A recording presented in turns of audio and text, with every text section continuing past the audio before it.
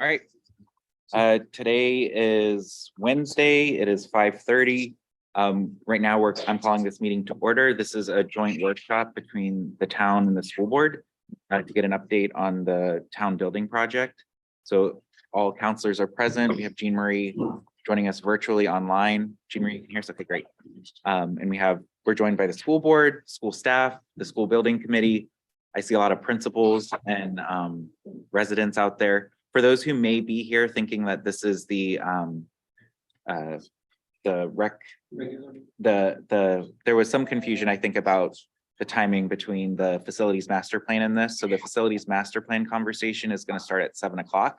So if anybody's here for that, this is actually a workshop for the school board and the town. So with that being said, for this meeting, just for the public's benefit and for background, we had an executive session 2 weeks ago to get an update on the site selection. And part of that conversation, we aligned that there needs to be another workshop for the town to have a conversation and get an update on the school project.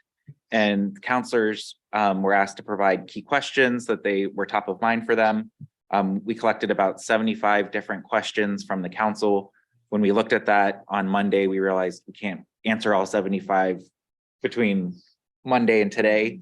And so what I aligned with the school board chair and the building committee and the superintendent was really to focus today's discussion, taking those questions into consideration, but focusing more on the why now, and why the consolidated school option is the best option. And really what I'm hoping for the council is to leave here better understanding why the consolidated option is the best option and continue to ask additional questions that may need clarity to help you get closer to this as the appropriate solution that we want to continue to partner with the school on advancing forward. So really, as they share that, are there other questions that come top of mind that you have or that you think the public will have around the solution that's being proposed, that we can continue to fine tune that and make sure that that gets addressed by the building committee and the school as they go forward. With that being said, I don't know, Shannon, if there's anything you wanted to add or share before we get started. I think you covered everything. So I think I'll pass it on to Dana, who's going to get started with some introductions. Great. I think we're working on getting the presentation up here. Yeah, Almost there. Since we have so many people in the room, do you guys want to just go down the table and do introductions? Sure. Thank you. So I'll start. I'm Dana Fortier. I'm the building committee chair. I'm also a community member here in Scarborough. My name is Lisa Salwin. I am a principal and architect at Harriman. Jeff Bruno, superintendent of schools. Brian Marino, school committee. Carolyn Gammon, school board. Jillian Trapani, school board. John Kelleher, school board. Brayla Tarpinian, school board. Jenna Young, school board. And I'm Shannon Lindstrom, the school board chair. Great. So we'll dive right into it here. First of all, I appreciate all the questions, all great questions. And as John shared, we'll definitely work to come up with the answers to most of those over the course of the next few days and weeks as we kind of plow through things. So I don't know if you want to go to the next slide. So we have a few things on the agenda for tonight, but I just want to emphasize that we want this to be sort of an open session. I think we can have good conversation back and forth. So at any time, feel free to ask questions. We have put a list of questions up here that are probably ones that are more top of mind. Again, we'll get to all of the questions, but definitely wanted to start to address some of the higher priority ones tonight. We'll talk a little bit about project history. We can talk a little bit about the unified school versus a forced school option. And then we'll get on to sort of some town council, school board involvement, some next steps. So. Great. So I think it was important to put this up here. We continue to get questions around, hey, why is this needed? And I think if you visit any one of our schools, you'll see obviously the portables outside of the buildings, and a number of other issues that we've highlighted, but certainly there's a need for the town to address all of the issues that come with not only the portables, but also schools that just don't have the sufficient spaces for learning, activities for special needs, and just basic, basic things like being able to feed kids lunch at a reasonable hour as opposed to, eating at 1 o'clock in the afternoon. So certainly there are just a myriad of challenges. I'll put another plug for our website.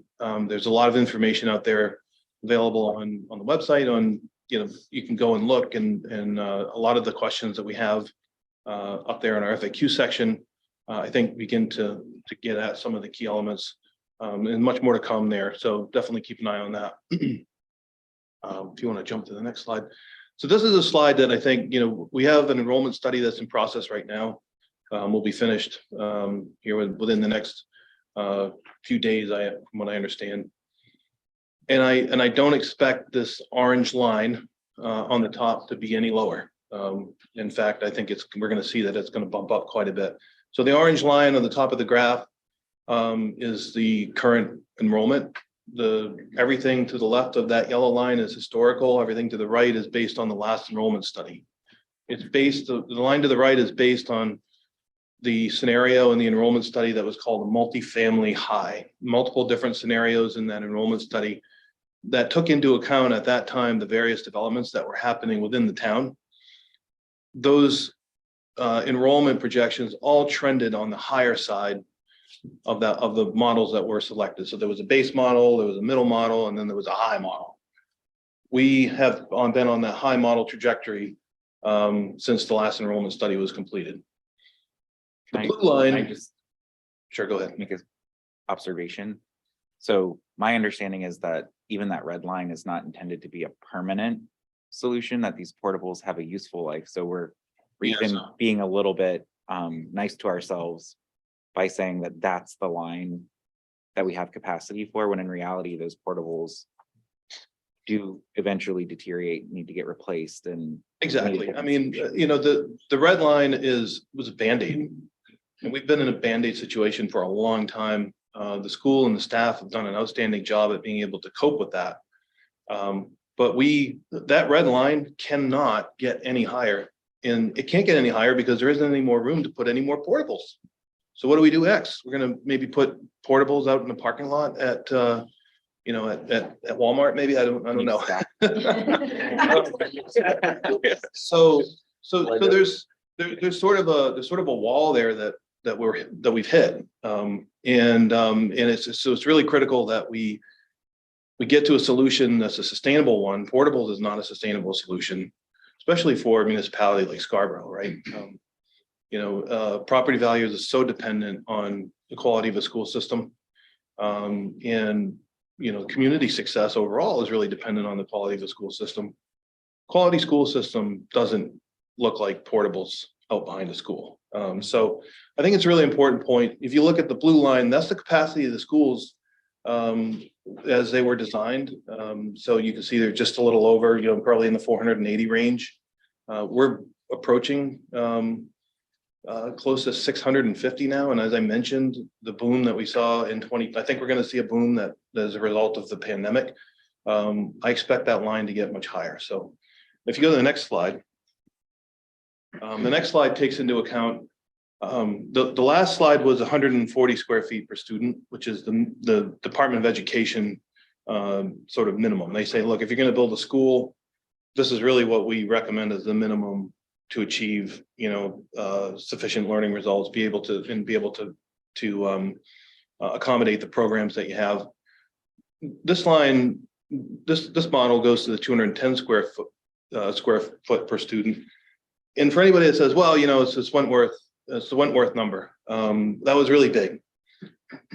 Okay, drop it down. You're still over capacity, right? We're going to have, additional capacity problems if we don't address this now.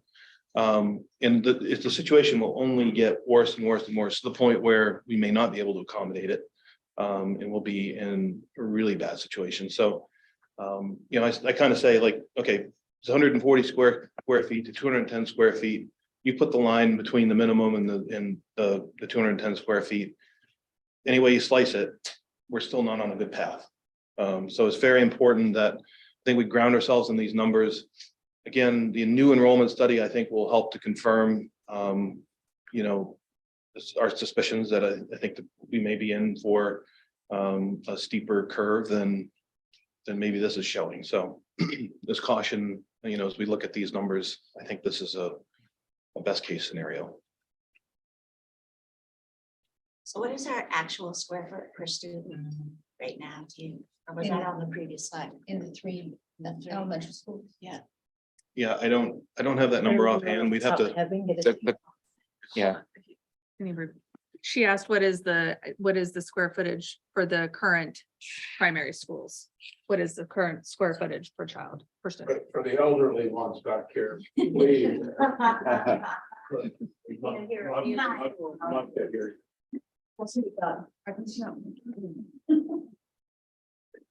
so no, that the square footage per student in the current schools is definitely, we have that somewhere. If my memory serves me correctly, it's, I think if you exclude the portables, it's a really bad number, but if you include the portables, I want to say it's still less than 100 square feet. So, but we can confirm that. it's a good question. And I think it's important to, oh, sorry, Nick, to note that those schools, the age, right, the age of the buildings and the guidelines might have been different when those were initially built, but we're talking about current guidelines. Living guidelines. Those two previous slides, do you have that data? I'm sure it's probably pretty easy to get out of there, but per school. So you could actually see which schools are at the most risk right now as far as overcrowding. I know all of them have portables, but that's a capture of all of the enrollment. Yeah, we can I was to see break it Blue out that way. Point and see Yeah. where that line is, see where Pleasant Hill is. Yeah, they're all, I mean, if you look, they all have, I think, I know Todd's in here somewhere.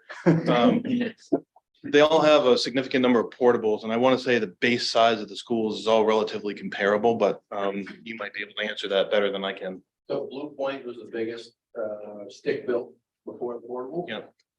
8 corners to the second. Blue Point's about, without the portables, is about 25,000 square foot building. 8 corners has 10 portables, has the most portables on it. And it's precisely about half the size of the building is portables. And that building was about 23,000 before the portables. And then Pleasant Hill is the smallest, that only has 4 portables on it. But it's the smallest, probably 21,000 or something like that before the portables. But we can gauge it. Absolutely getting that information is not, we have the numbers broken out in the other part of that spreadsheet. But we can divide it by school. So we put a few questions up here. I thought that would be good to sort of take a look at. If we want to go into other areas, we can do that as well. But these are some of the ones that I think that sort of were top of mind. But again, certainly we're not relegated to just these, and but in an effort to try and cut the conversation tonight, we wanted to put something to react to. So yeah, John, I don't know if you want to. Yeah, so just run how we got here. I looked at all the feedback that the counselors provided to try and boil those to like the common big areas. There's very specific questions that some counselors ask more specific than these, and I think this fully intends to answer those directly, but from a big picture perspective, trying to get the key things that this council right now tended to have recurring questions on.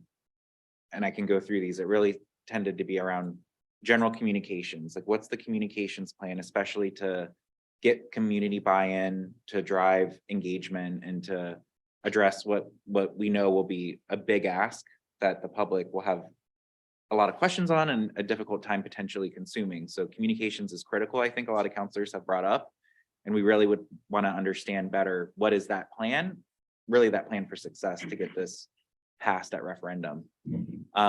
There have been questions that have come up that, you know, I think this is probably more for the council to consider, more so than this project, because it's really out of scope for what the building committee is charged with, but we've talked a lot about how the community center could play a role in this solution, either a land solution or, things like an aquatics facility being attached to the school. I think that's something we would need to decide as a body if we want to drive and push that for this to move forward and just get some commitment there. Again, community involvement, I think a lot of questions have come up by the council and even on the committee of, do we need to go back and resurvey the public at some point to kind of get a understanding of what their commitment and support is for this solution based on what's already been put out there, so that we have a good straw poll to know how much the community is supporting the solution itself. Costs obviously is a huge topic that we want to dig into more. I think there's still good estimates on cost, but I think my understanding is to get a final cost, we need a site and we need a final design, which is we're not there yet with the project. But again, I think there's a desire to really understand the costs and how they break down and make sure that any cost, I think, that is going above and beyond or beyond state requirements, that we understand why that's a value for this project. Design, again, trying to understand the design. I think the square footage that you showed, there's a range right now of 140 to 210 that's been put out. So is there a specific target that this project is working towards that's good? And why is that the right target? Elected official involvement, more of what can the board and the council do to be engaged and support this more. One question that keeps coming up is what's happening with the other sites. And really the question for the school is, do you have an intent based on your facilities master plan to continue to use these sites for some school need? Is that a request that you also have in terms of pre-K? Do we want to reserve Pleasant Hill for pre-K? That was originally something that was in one of your facilities reports. So is that still a need, or is the intent really to turn these back over to the town for the town to determine what to do with the three properties? Options, again, I think that's the focus for tonight, is really understanding how you got to the consolidated option. What's the analysis that you did to get there, and help us understand why that's the best option. Pre-K, I mentioned, I think before the committee had come and said pre-K is out of scope, at least for the consolidated solution. But again, I think with the other properties, is there still a desire to preserve Pleasant Hill, Eight Corners, or something as a placeholder for pre-K or consideration that the council needs to think about, so that we don't go and do something else with that property that the school may need. Savings, again, I think there in past models, there have been savings. Those figures are out there now. Are those still relevant, valid? Do they still stand? Are they changing? Again, I think some of the studies were done many years ago. Things have changed in terms of costs. So again, are those numbers that are already out there in public still the right numbers, or do those need to get revisited? School enrollment, we talked about really understanding what is the projection. How does that impact the solution that's being proposed? What do you anticipate the impacts to be, assuming it comes in kind of worse than what we already know? Does the solution still stand, or does it, require additional investment? And again, it's hard to know because we don't have those numbers, but that's I think something that the council wants to understand. State standards, we talked about, what are they? What's the minimum? Where are you going above the minimum and why? Partnership, again, getting more specific in the next 6 months. What do you need? And like more specifically, what do you need from us so that we can continue to partner with you guys on this? And then site selection, there were some questions in there more about trying to better understand why certain sites, specifically the middle school or the parcels around the middle school, are not sufficient to meet the need for this project. Again, to me, those were like the big themes. And I know there were other specific questions, but that will get answered. But I think the question is, does the council feel like these are like the big boulders right now, or is there another boulder that's missing that you want to make sure we get an answer to in the near future? Thanks. Healthy list to start with. Yeah, that's we ask a lot of questions, so. No, they're all great questions. I'll talk just a little bit about. Sorry, John has a question. Well, talking about existing sites, and you said, what is the plan to address existing sites? are there school facilities needs that schools will need to retain, some blah, blah. So once, let's say this passes and then the buildings, the property is all owned by the town. So who gets to make that say? Would you'd be like, oh, the school will tell us what we're gonna do with this property, or the town council will tell us, or? I think this is why we need a really good townwide master facilities plan, because I don't Who think it makes that decision? I would imagine that once they're no longer schools, Council makes sense. Yeah. that it wouldn't be, does the school, we would have to come to you. Just tell us if who has any school need that should take into consideration. Yeah. Ultimately, the decision relies with the council. What I would love to see us have that we don't have is a true townwide facilities plan that's jointly between the school and the town. So that way we're not having to have that debate. We have a joint view of all of our facilities needs prioritized, where a pre-K school may be pretty high on the list, and we're saying that might be the use for this property if we agree that that's a priority. Yeah, I think that's a great point, John. And one of the things that we have been asked in some of the previous sessions has been around, hey, should a community center be included? I think as we look at land, certainly that should be a consideration. But my committee is not tasked with building a community center. It definitely makes sense. And that's where I think it's very much very important to have a master plan view. You may not have to have it all completely hammered out, but if that's a consideration, whether it's a community center, it could be a space for additional anything that the town wants to have. If we're going to make a land purchase, those are things that are going to be key to understand. And not every site will be able to accommodate all elements, but Yeah. knowing them is good. One other thing that I'll just point out, I mentioned earlier, we won't have answers to all the questions here tonight. And may not for some period of time. There are certain elements that we sort of have to work through in order. So land acquisition enables a series of activities that allows us to answer some of the questions that are on this list. So there's a couple things that are very important. One is land acquisition. The other is sort of resetting our assumptions around enrollment and verifying everything that we're going to give answers on against that new assumption. Because I do expect it's going to be higher than it has been in years past. So those two things are important steps in being able to answer some of the questions, but certainly there's some that we can make way on. So I guess we wanted to just jump into it. Maybe a good place to start is it's just around the state standards. I don't know if there's objection to that. We can certainly dive in there. The state standards, I think there's federal standards, there's state standards, and I think we haven't selected, no one's made a decision on how big or small this is going to be. I talked at one of the previous sessions around sort of the space allocation workbook, right? We need to look at the programmatic needs of the curriculum. We need to look at how many students do we have? What kind of common spaces might we need to build into the school? One of the reasons why Wentworth is 210 square feet per student is because at that point in time, a decision was made to build a larger gym to accommodate community activities. Does a gym need to be that large? No. But if we want to have common spaces in a facility, then that's something that adds to that number.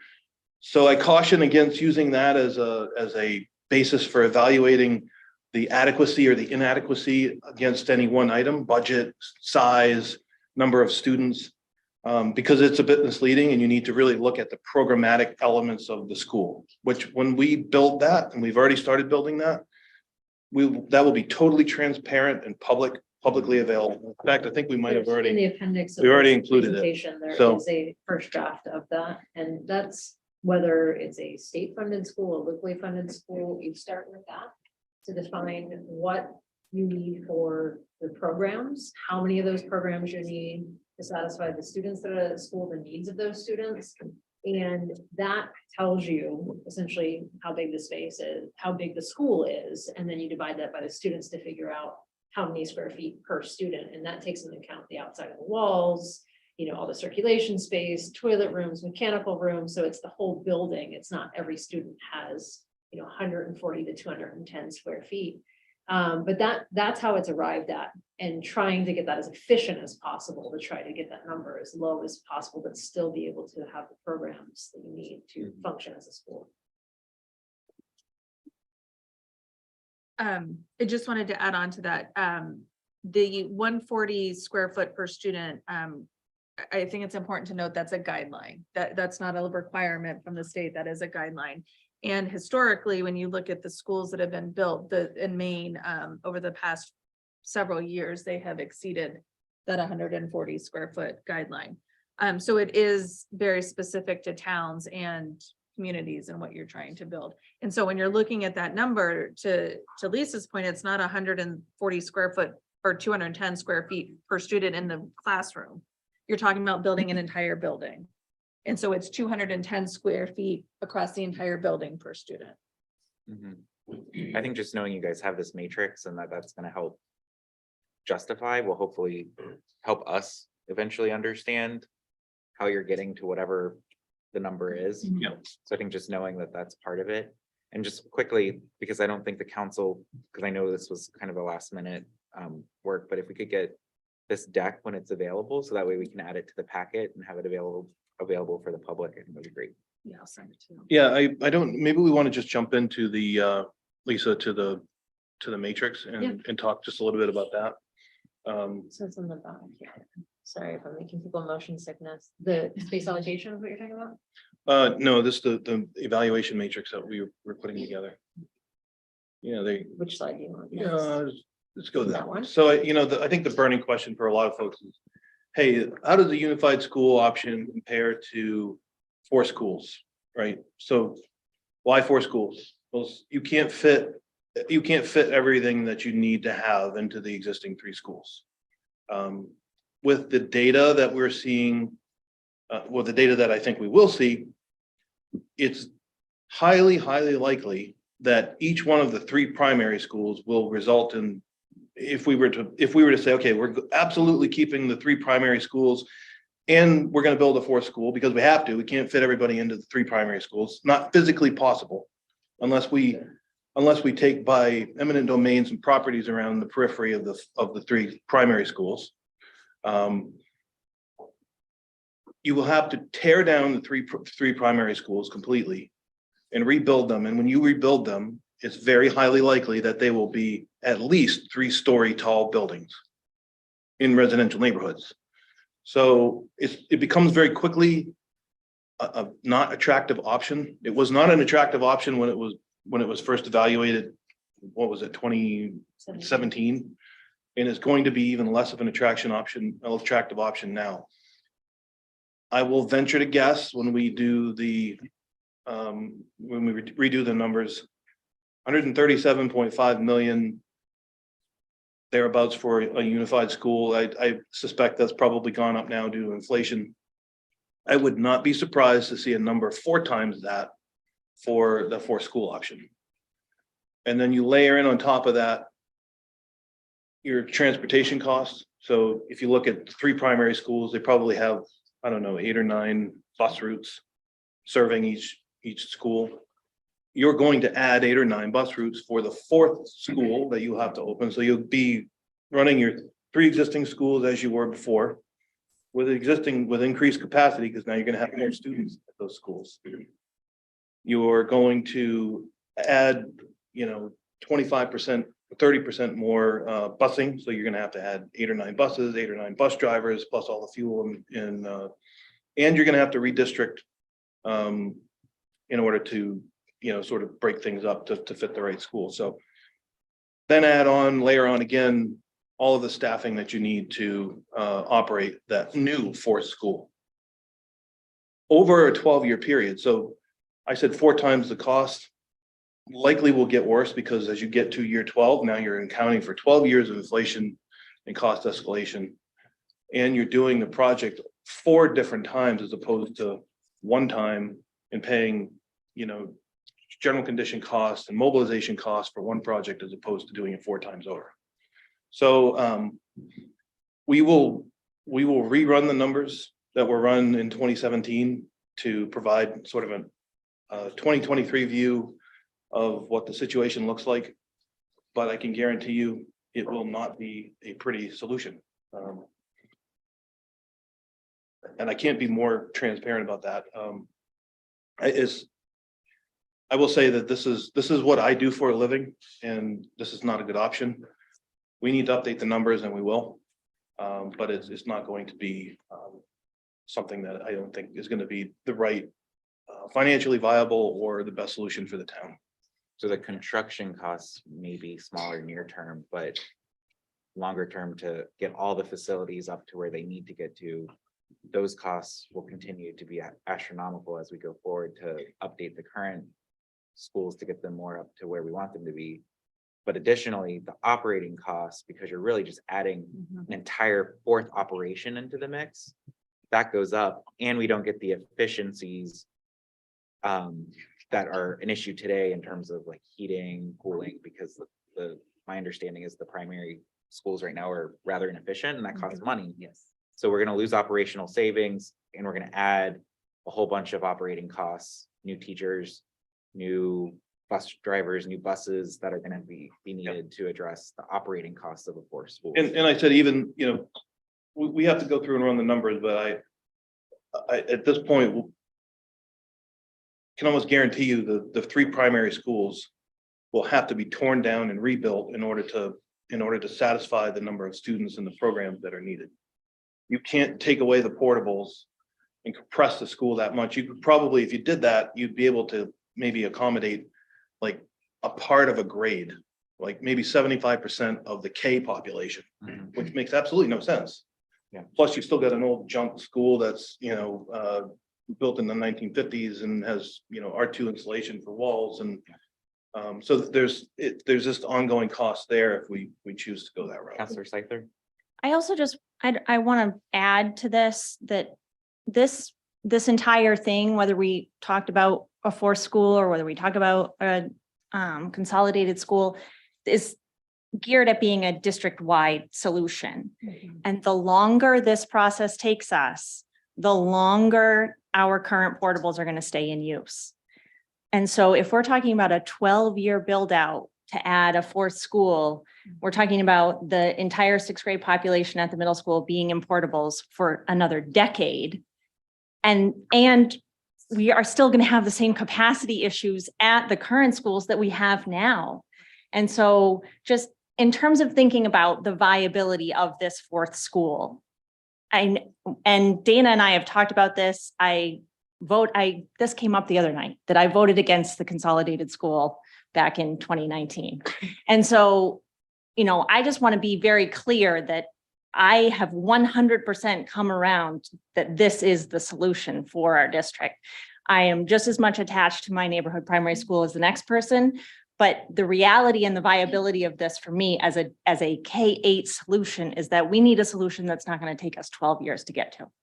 And so I don't want to lose sight of that as we crunch numbers, and we can talk about whether or not the community has the bandwidth or whatever you want to call it to pay for an additional school. And that's something we can talk about as a community and our values, but we also have to be really realistic about how long that's going to take to arrive at a solution. And I think to your point, like it's exactly that, right? We understand there's a connection with the neighborhood schools. I think everybody here understands that and fully appreciates that. But when we talk about building a fourth school, that means maintaining 3 and adding a 4th. So that is a massive disruption in terms of actual costs. That's a massive disruption in terms of educational costs. To put it in perspective, you're talking about kids that are starting kindergarten now and will graduate high school before the schools are done. That's a long time. It's a long time. Counselor Hamel? The thing that I'm missing in all of this, and maybe you've covered it and I just, missed it along the way, but this slide, it does a very good job of presenting a binary choice.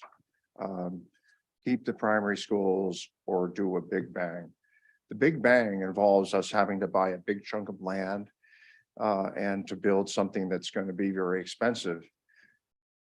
Where along the way did we fully address other options, including taking advantage of available space on this site, doing some combination of building the size and the, the number of square feet that you need, on this campus in some combination with Wentworth and or the middle school.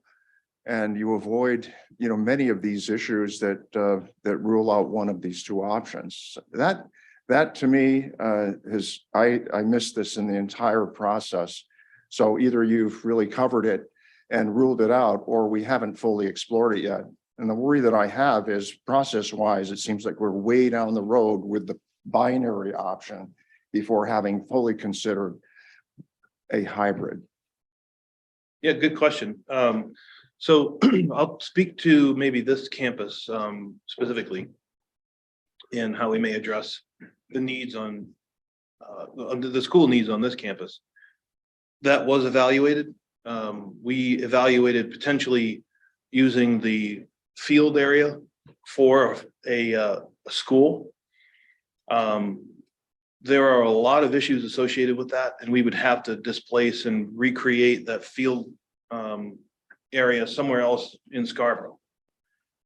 We even looked at relocating the field area to the park area that's behind Town Hall and the services building, public services building. And there just isn't, there's topography issues there. There's wetlands in the back of the property. The middle school was another one that came up. Hey, why don't you, the middle school's got a whole bunch of land around it. Why don't we just build, another school on the middle school? But what doesn't show up on the maps is most of the land around the back of the middle school is all wetlands. It's all wetlands. And I even think in one corner, and Al would have to answer this, but there was a vernal pool on one corner, but yeah, it's a stream. But don't we remediate wetlands? I mean, Scarborough, there's a lot of water in Scarborough, but we do a lot of development in Scarborough on wet property. Sure. Drive through the downs, you see the big retention ponds, we do it all the time. So isn't there some combination of 20+ acres right here? Wouldn't cost $1 for us to buy another acre. So I would like to see that analysis and really get into the detail on that, because I'm not convinced. I'm not convinced of the binary option. We can provide that information. So the land behind the middle school would not be adequate for fitting the school. It's not, I don't think it's enough acreage. But when you look at wetland compensation costs, they're significant. And Al will have to help me here, but I think they're $300,000 an acre. So when you stack that on most of the land behind the middle school is predominantly wetlands. So I think that's a 20 acre or so parcel. 20 times 300,000 is not an insignificant amount of money. And likely there's significant, anytime you build a property, anytime you build a building that large on a previously wetland area, you have to do a lot of foundation improvements to avoid the building sinking into the ground. And there's no way to accommodate or somehow modify the footprints of the existing schools. Yeah. Of Wentworth or of. I think what I'm hearing you say, Counselor Hamel, is that, this project assessed options A through H, whatever those were. The fourth school is kind of option I at this point. Is there a JKL that you're thinking should have been explored that hasn't been explored? I think the more we can get crisper on what we think JKL are for them to assess, I think that will help us get that answer. So I would say, if any counselor has other options that are top of mind, let's be specific on what those are, so that way we can give you guys the detail. Because I think like what I'm hearing you say is, what about like option where you expand Wentworth to add 6th grade there, that addresses the middle school, and then there's maybe something you can do with a primary somewhere in the mix. And so again, I think that's what I'm hearing you say. More And complicated. It's definitely more Yeah. complicated, but it does seem to me that given the size and scope and what's at stake here, that it would be worth us keep twisting that Rubik's cube to see if we don't get Yeah. some other option. I do want to say too, in addition to what Dana's saying, the other consideration on campus, first off, is the amount of traffic that is already there.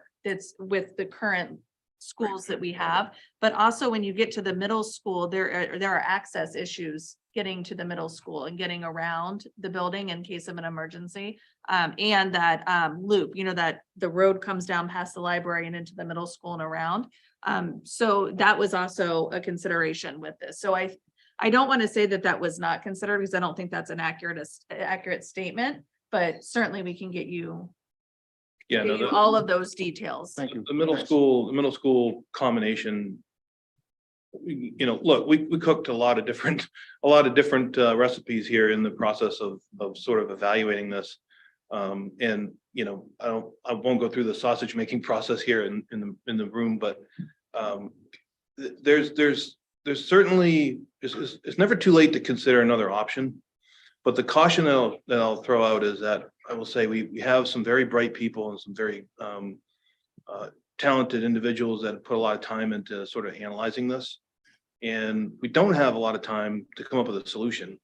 And so the timeline is also an important factor in considering how do we get to something that prevents us from getting to, sort of the doomsday situation where we have to do some extraordinary things just to accommodate enrollment in a specific year. So certainly can provide more information if you get specifics that you want to provide to us on things that maybe we haven't thought of, then happy to provide that. Yeah, I just think many of those issues you mentioned are also remaining for the one big choice. Yeah. That we, maybe very hard down the road. Counselor McGee. Sure, and I think too, for members of the public and myself in particular, when I hear statements such as, we looked at taking this field out, where do I go as a member of the public to find out that you did those examinations? Because I've been in through the website, and kudos to the people who have helped bring this along. But I can't find information as to those other options that you actually looked at taking a field here and there. Where does somebody from the public go to find information like that? Good question. The site selection process so the field was part of the site selection process, and we've sort of eliminated that one now. We haven't released all of that information yet because it's still kind of tied up under executive privilege for the site selection search. Would it be fair to say that information though would be shared with the public Absolutely. And we can relatively sign- soon-ish? We have, once we've landed on a site, we'll be able to release all of the evaluation matrix data that we've populated. The other thing I'd say is that we're fully capable of signing CNDAs, confidentiality and non-disclosure agreements to protect that data. So I've heard that argument before, where you can't, we can't see it. There's a way to make it available. And we Well, can- no, I think public. Public. Right. Yeah. Yeah, because we've shared that in the executive session as well, so. It's that detailed matrix that was one of the. Yep. There's also some historical workshops that had gone on way at the beginning that are available that maybe would be worth resharing, especially with the council. Yeah, I was gonna say, if you go to the project history on the school building website, there are some good older documents that do detail some of what was considered at that And time. videos to watch, people speaking about it. Yeah, and I would just add, I was reviewing the 2017 study, specifically the option B, where you're taking the 3 existing K-2 schools, and even if this were, and obviously, even if this were possible, expanding them to pre-K to through 3rd grade. I love hearing myself talk. I love it. Thank you. You get to the end of that road between, okay, now all of our existing K-2 schools are now pre-K through 3, which, solves the 6th grade issue as well, versus consolidating or our one unified school that's also pre-K through 3, same number of classrooms, right? And then, so you get to the end of that and then look at the personnel costs between those 2 scenarios.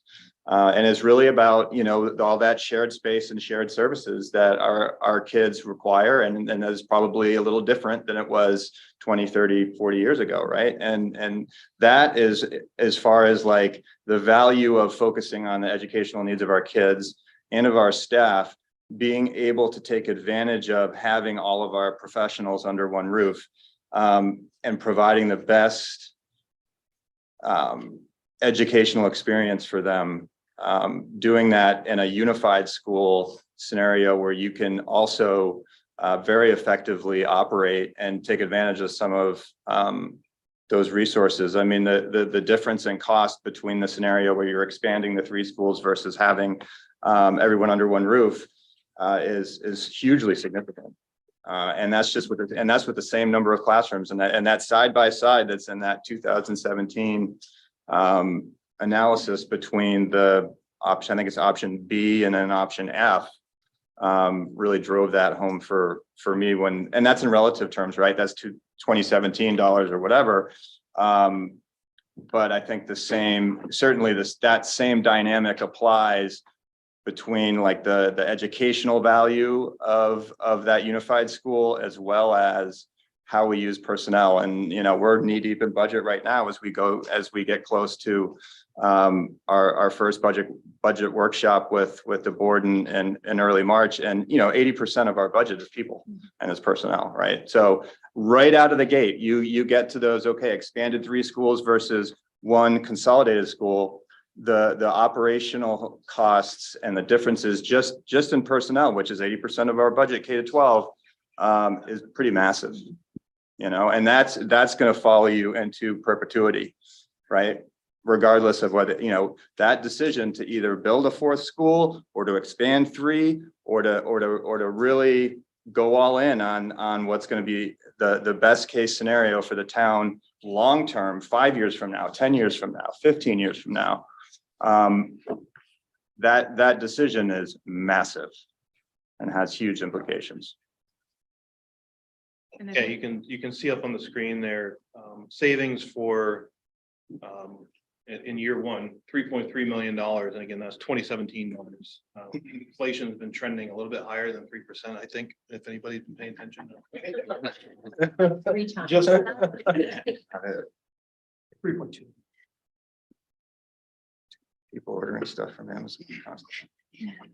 And I think when you look at this, if I'm not mistaken, this didn't include transportation No, costs. this is just person. So when I spoke to the transportation costs earlier in different scenarios.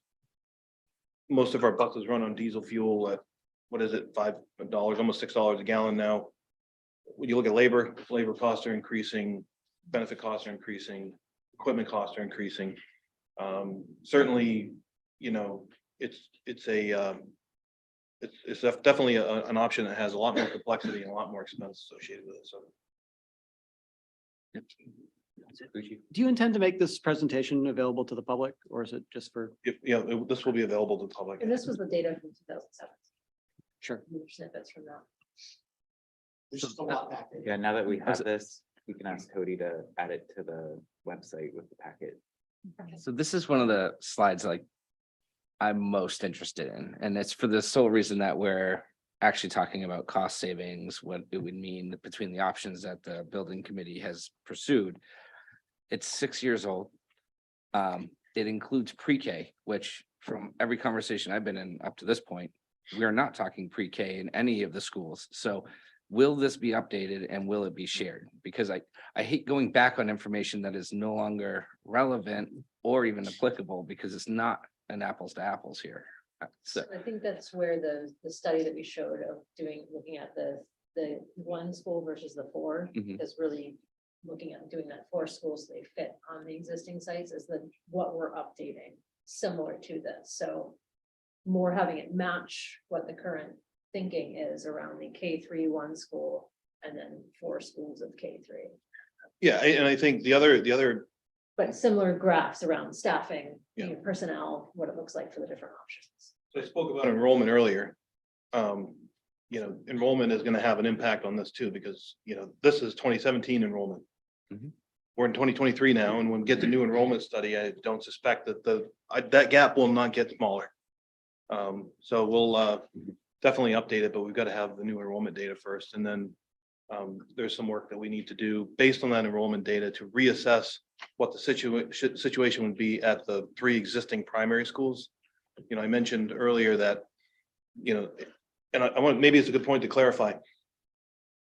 I will be, when we get the new enrollment data, I will be shocked if we're able to reuse anything with those 3 primary schools. I would venture to guess that we're gonna have to tear them down and start over again. So you're building 4 schools. Not 1, 4 schools. So, but we'll be able to show that with data and obviously update this. Yep, and I think another thing for consideration is that these are the old numbers, because this is what the committee considered when they initially came forward with a recommendation. So we're actually like backtracking, right, to show you our thinking throughout the process and how we got here. So, we certainly can update them, but that's why they're still on there in 2017 numbers too. The only thing I'd ask when you're talking about, you know, using the primary schools or tearing them down, obviously there are other options, right? We wouldn't necessarily tear them down. We might repurpose them or sell them or turn them into housing or whatever. So Don, that's not, he's saying if we were going to renovate, it would be a full tear down and then I rebuild. understand. So not tear them down and leave a gaping hole. Yeah, no, that's certainly for the unified school solution, we would be left with 3 buildings that would have to be, you know, we'd have to make a determination. Yeah, certainly we wouldn't tear them down. But in the case of adding a 4th school in order to fit our population and then make, you know, keep the school on the property that exists. The existing structure would not likely be usable. Yeah. Let alone, I think it's important to remember, they're 65 years old. Mhm. The requirements 65 years ago were Yes. different. So we're not necessarily compliant, or we're having to be creative in how to be Mhm. compliant. Yeah. And so we're really doing a disservice to the students that would have to continue to go there for, Right. until those schools are fixed, which will take a long time. Well, the other factor is, you know, when we look at a lot of this, we look very carefully at this when we're making investment decisions in, you know, private industry is you look at the investment that you're making in the asset that you have. And if you're spending more than 50% of the asset's value to upgrade it, it's not, it does not, you're not going to do it. It doesn't make financial sense to do that. With the schools as they exist and to get to where we would need to be, you know, even if you had a lower school population, I would venture to guess that we would exceed 50% of the value of the buildings. Yeah, and this gets So- back to the conversation too about the 3 primary schools and the other considerations when you're talking about upgrading. So the safety concerns we have, the size of the gym, the combined gym and cafeteria model that means less specials time for our younger children. You know, there's these considerations, the egress of the windows, the best safety vestibules, all these things that some of our schools are lacking. So to bring them up to code and then on top of that, get them to an equitable place to this 4th school, the dollars spent is quite, you're talking about quite a significant monetary output. Yeah, I took the tour and saw most of, 3 of the 4 Mhm. schools in detail, and I think you could probably turn that into a tour of, you know, antique boilers, you know. So Might be exciting to some people. They don't make them like that. What's in the Gulf Alaska Museum? so we're gonna, Mr. Chair, yep, sorry, go ahead, Jean Marie. peanut gallery up here has been listening patiently to everything.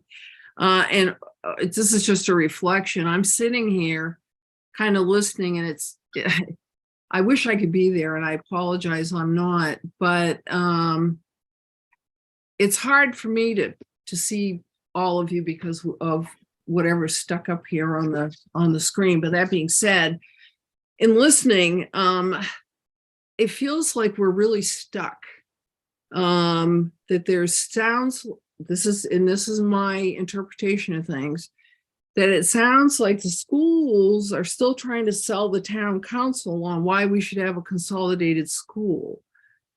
And if that's the case, then I think we've got real issues. Because that's going to take up some time. Now let's pretend that we're all like, oh yeah, no, forget it. We just got to move forward with the consolidated schools. When and how is that decision going to be made? Because again, the clock's running. If you guys think you want to go out in November, this clock is moving, and it's moving faster than you think. So I don't know. I just feel like there's a lot of spinning of wheels going on here. But that's just me. Jean Marie, I think, well, a couple of things. We do have to close out this, but I think Jean Marie, you kind of prompted what I think is important for us to do as a council at this point, and just kind of let the committee and the school know where we feel like we are in Right. terms of the consolidated solution. And so I just want to do a quick poll for the council before we have to wrap up and go into executive session. On a scale of 1 to 10, 1 being we're not ready, we need to kind of take more time as the 1, 10 being full speed ahead, really with the notion of the consolidated solution as the solution. Where is each counselor, just so that we can give some fair assessment to the school where we are right now individually and as a body, so that they know kind of that sentiment. So I'll say for myself, you know, I'm probably a 6. I think getting updated, refreshed data is really the blocker for me to kind of move forward. I would like to see not a lot of work done on other options, but just I worry if I totally hear what you say, Dana, about time is of the essence, but if we don't do our homework when this goes to referendum and have that available for the public to know we did our due diligence, to me, that's a reason for someone to vote no. And I don't want to give anybody a reason to vote no with the solution we want to put forward. So I'm a 6 trending upwards. I can probably get there, but you know, I need a little bit more information. Jean Marie, you want to go next? Yeah, I mean, it's interesting hearing you say that, because I was going to say I'm an 8. Now don't fall over, school board members. And the reason I say that is because I fully, the more I hear, read, see, I do think a consolidated school makes the most sense. I'm sort of like April. I've been convinced of that, but I'm concerned because I may be there, but the public's not, and the public's more like where John is. But that being said, call me an 8. Okay. Counselor Seither? I'm a 9. I mean, my reasoning would be that the public isn't right there with us, but I also understand that we are kind of giving the impression that it's okay to not really be on board with the solution. And I want to be very cautious about that too, because I do believe this is the right solution. And so rather than talking about what the other solutions might have been or could be, I would rather drill down to what is still necessary to understand why this is the right solution. Yep. Yep. I guess I'll be the bad guy. I put myself at a 5. And I don't dispute or disagree with anything that's been said. Just personally, for me, I moved to Scarborough for the small schools at that grade level. And I understand the numbers probably make more sense to consolidate and the services that you can provide, but I think there's some benefits to the small local schools that I haven't fully reconciled in my process or head that I'm willing to part with. So that doesn't mean I won't get there. And I certainly wouldn't try to block anything. It's just, from my process, that's where I'm at right now. That's coming from the numbers guy. You don't always have to listen to the numbers. Sure. So I'd say I'm probably a 9. I have a daughter who's special ed, and I totally appreciate having all of the services under one roof. I actually personally, for a long time, felt like the middle school is a bigger issue. I think you have some discriminatory practices that are actually happening there simply because of the facility. You can't get access there. You can't have all open houses at the same time. As a resident who's moved here and has a daughter knee deep in special ed, I think you really have a big situation with that and people with special ed, and you have a reputation to continue to deliver the level of services that in the reputation that you have in the state. Counselor Hamel? Yeah, I hate to spoil the party here, but I'm a 4 out of 10. So for a variety of reasons, I think we're kind of in love with the concept because it makes sense, and compared to keeping the primary schools open, that's a pretty good choice, pretty clear choice. But I think there are a lot of things that have not been validated. Not only including the huge number, but also the way we're approaching doing this and the assumptions we're making in terms of square footage requirements and so forth. And I just think that some of the opportunities in the middle haven't been explored fully, and we're so far down the road with one option, and then, dealing with time pressure, that we want to move ahead with something I think is going to have grave difficulty with the public. Counselor McGee? Sure. John and Don thought they were harsh. And this is what's interesting about me is I can get on board as long as I get the information. And I feel at this stage, I lack a lot of the information I'd be seeking. And I also feel like I don't have a good grasp of the overall plan. No land, I know they're working on it. No school design, I know they're going to be working on it once they find out the land. But where we are at this stage and in this time frame, and with the information I have in front of me, I'm probably a 2 or a 3 on a good day. So that's where I'm at, and all I ask for is information, and I'd be happy to climb aboard.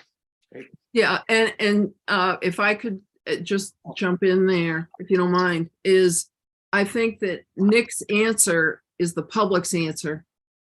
Because only reason I can say an 8 is I've been listening to all these arguments and whatever since whenever.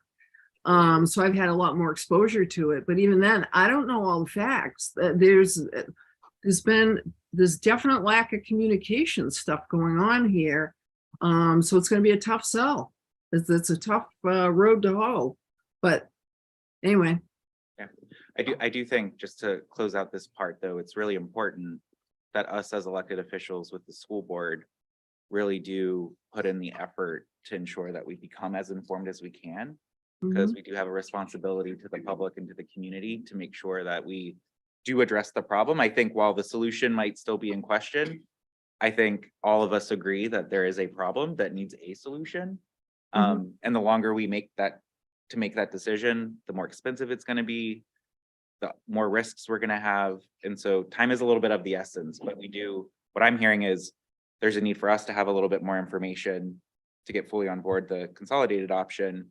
But also just a general bigger concern about, I think, the public and their ability to get the information they need to make an informed decision, which if you look at the communities that failed their referendums, communication was really cited as the biggest challenge. The people did not understand everything.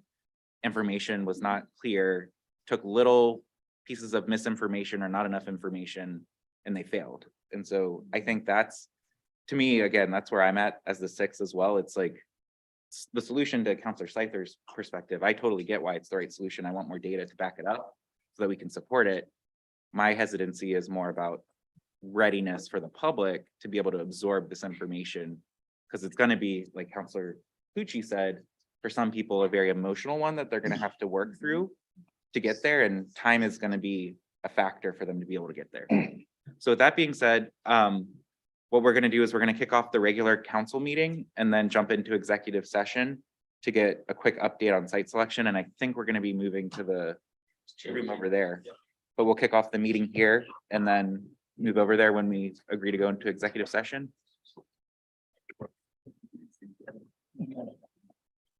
All right. Today is February 1st at 6:38. This is the regularly scheduled town council meeting. I'm calling this meeting to order. The second item on the agenda is Pledge of Allegiance.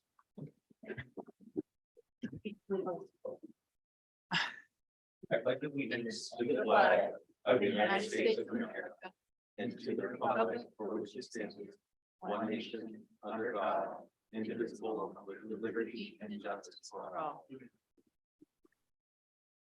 All right, next item is roll call. Cody, would you like to call the roll?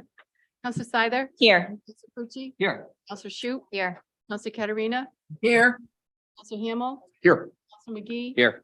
Chairman Anderson. Here. All present. Next up is order number 23-001. Act on the request for an executive session pursuant to Title 4056C regarding a real estate matter pertaining to an update on the potential school site selection. Can I get a motion? So moved. Second, Jody, do you mind calling the roll? Counselor Scyther? yes. Counselor Clucci? Yes. Counselor Shu? Yes. Counselor Katerina? Yes. Counselor Hamel? Yes. Counselor McGee? Yes. and Chairman Anderson. Yes. That's unanimous. Thank you. So just for those that are tuned in, this link will stay open. There'll be a message that will rejoin back at 7. Hugh Marie, there'll be another link for you to join next door.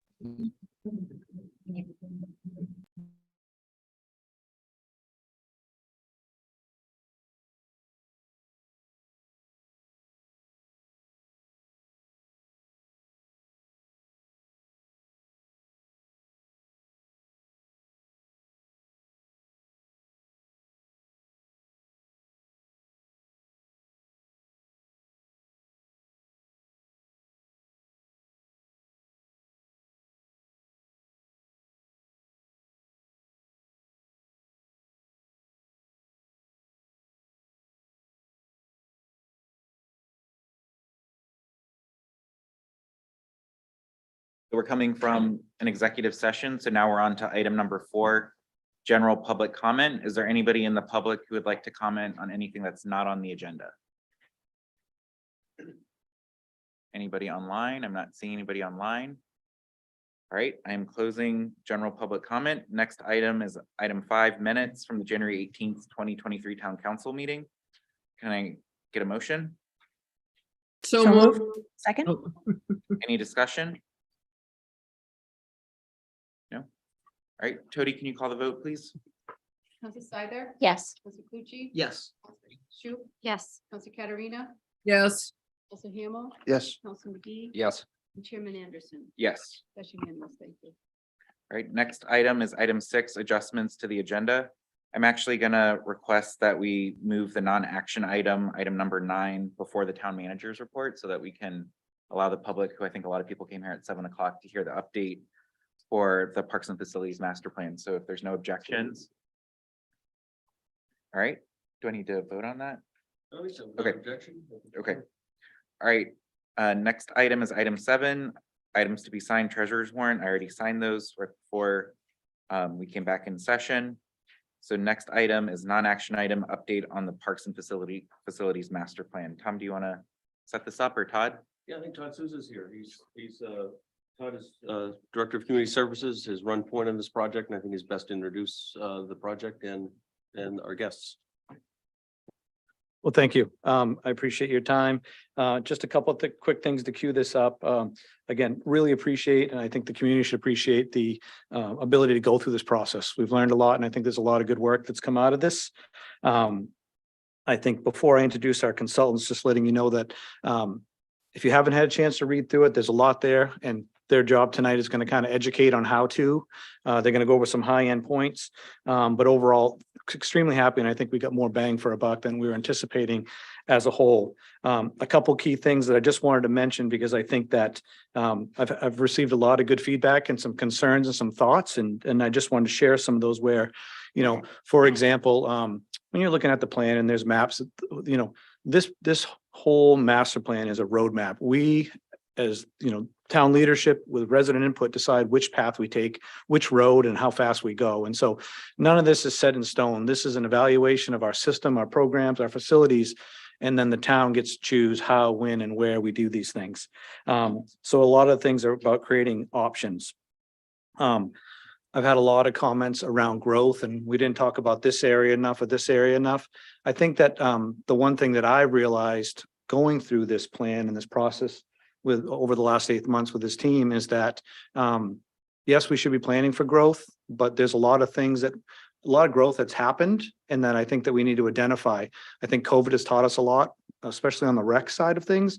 A lot of growth. We're seeing more people in the parks, more people walking dogs, more people at the beaches, getting outside. That has nothing to do with how many people have moved into town. That's how many people are getting outside, which causes different challenges. And I think we can address those, and we just strategically got to plan through those. And I think the other side of things is that coming out of COVID, we have a lot of great youth organizations in town, and their numbers are all growing. And so that's internal growth. That's more demand for fields, for space. And those are all great problems for us to have as a community. We just got to figure out how do we meet those expectations, and fiscally, and then also just timeline. So this really just what I kind of wanted to queue up here. And so I'll introduce James, and then he'll introduce James Paul. But James Mickle is our consultant, one of the consultants from Barry Dunn, and I'll turn the presentation over to James. Thank you, Todd. Good evening, town manager, town council, and great members of this community. My name is James Mickle and I represent Barry Dunn, and I have my colleague and partner here, Jason Pollard, who is with CHA, who will introduce himself in a few moments.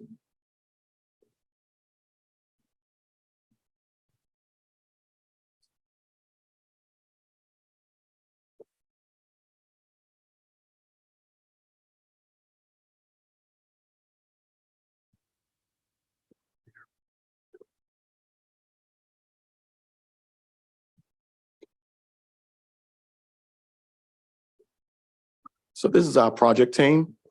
Tom Dill, he was the manager and project manager on this project. Our fearless leader did an amazing job. He would normally make this presentation, but had a surgery today, and great news that he's on the mend.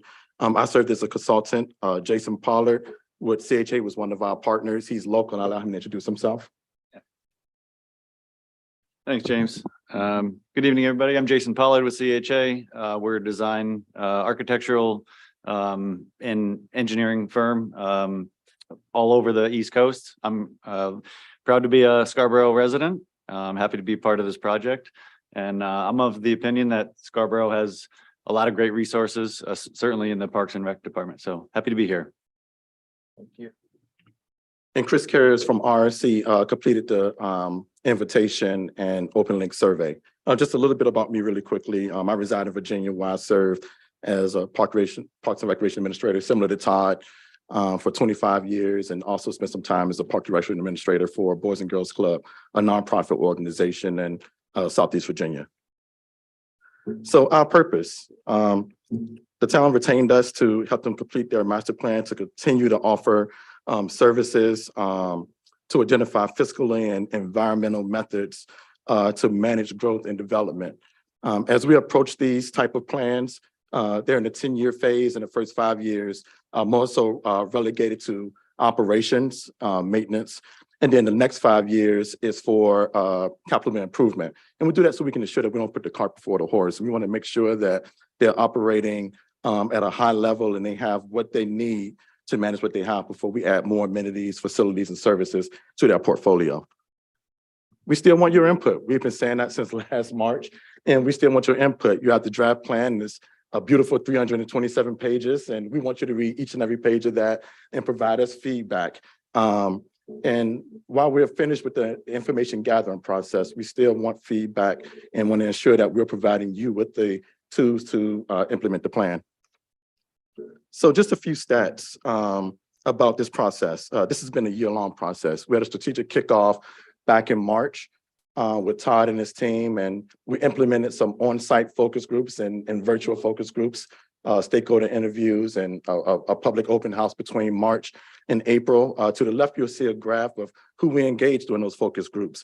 A very diverse group, 32% of those who we had the opportunity to engage lived there between 10 to 19 years, 28% 20 plus years, 20% between 5 to 9 years, and we even had 15% that was less than 5 years. A very diverse group of people that are vested in this community and want to see and are interested in the growth.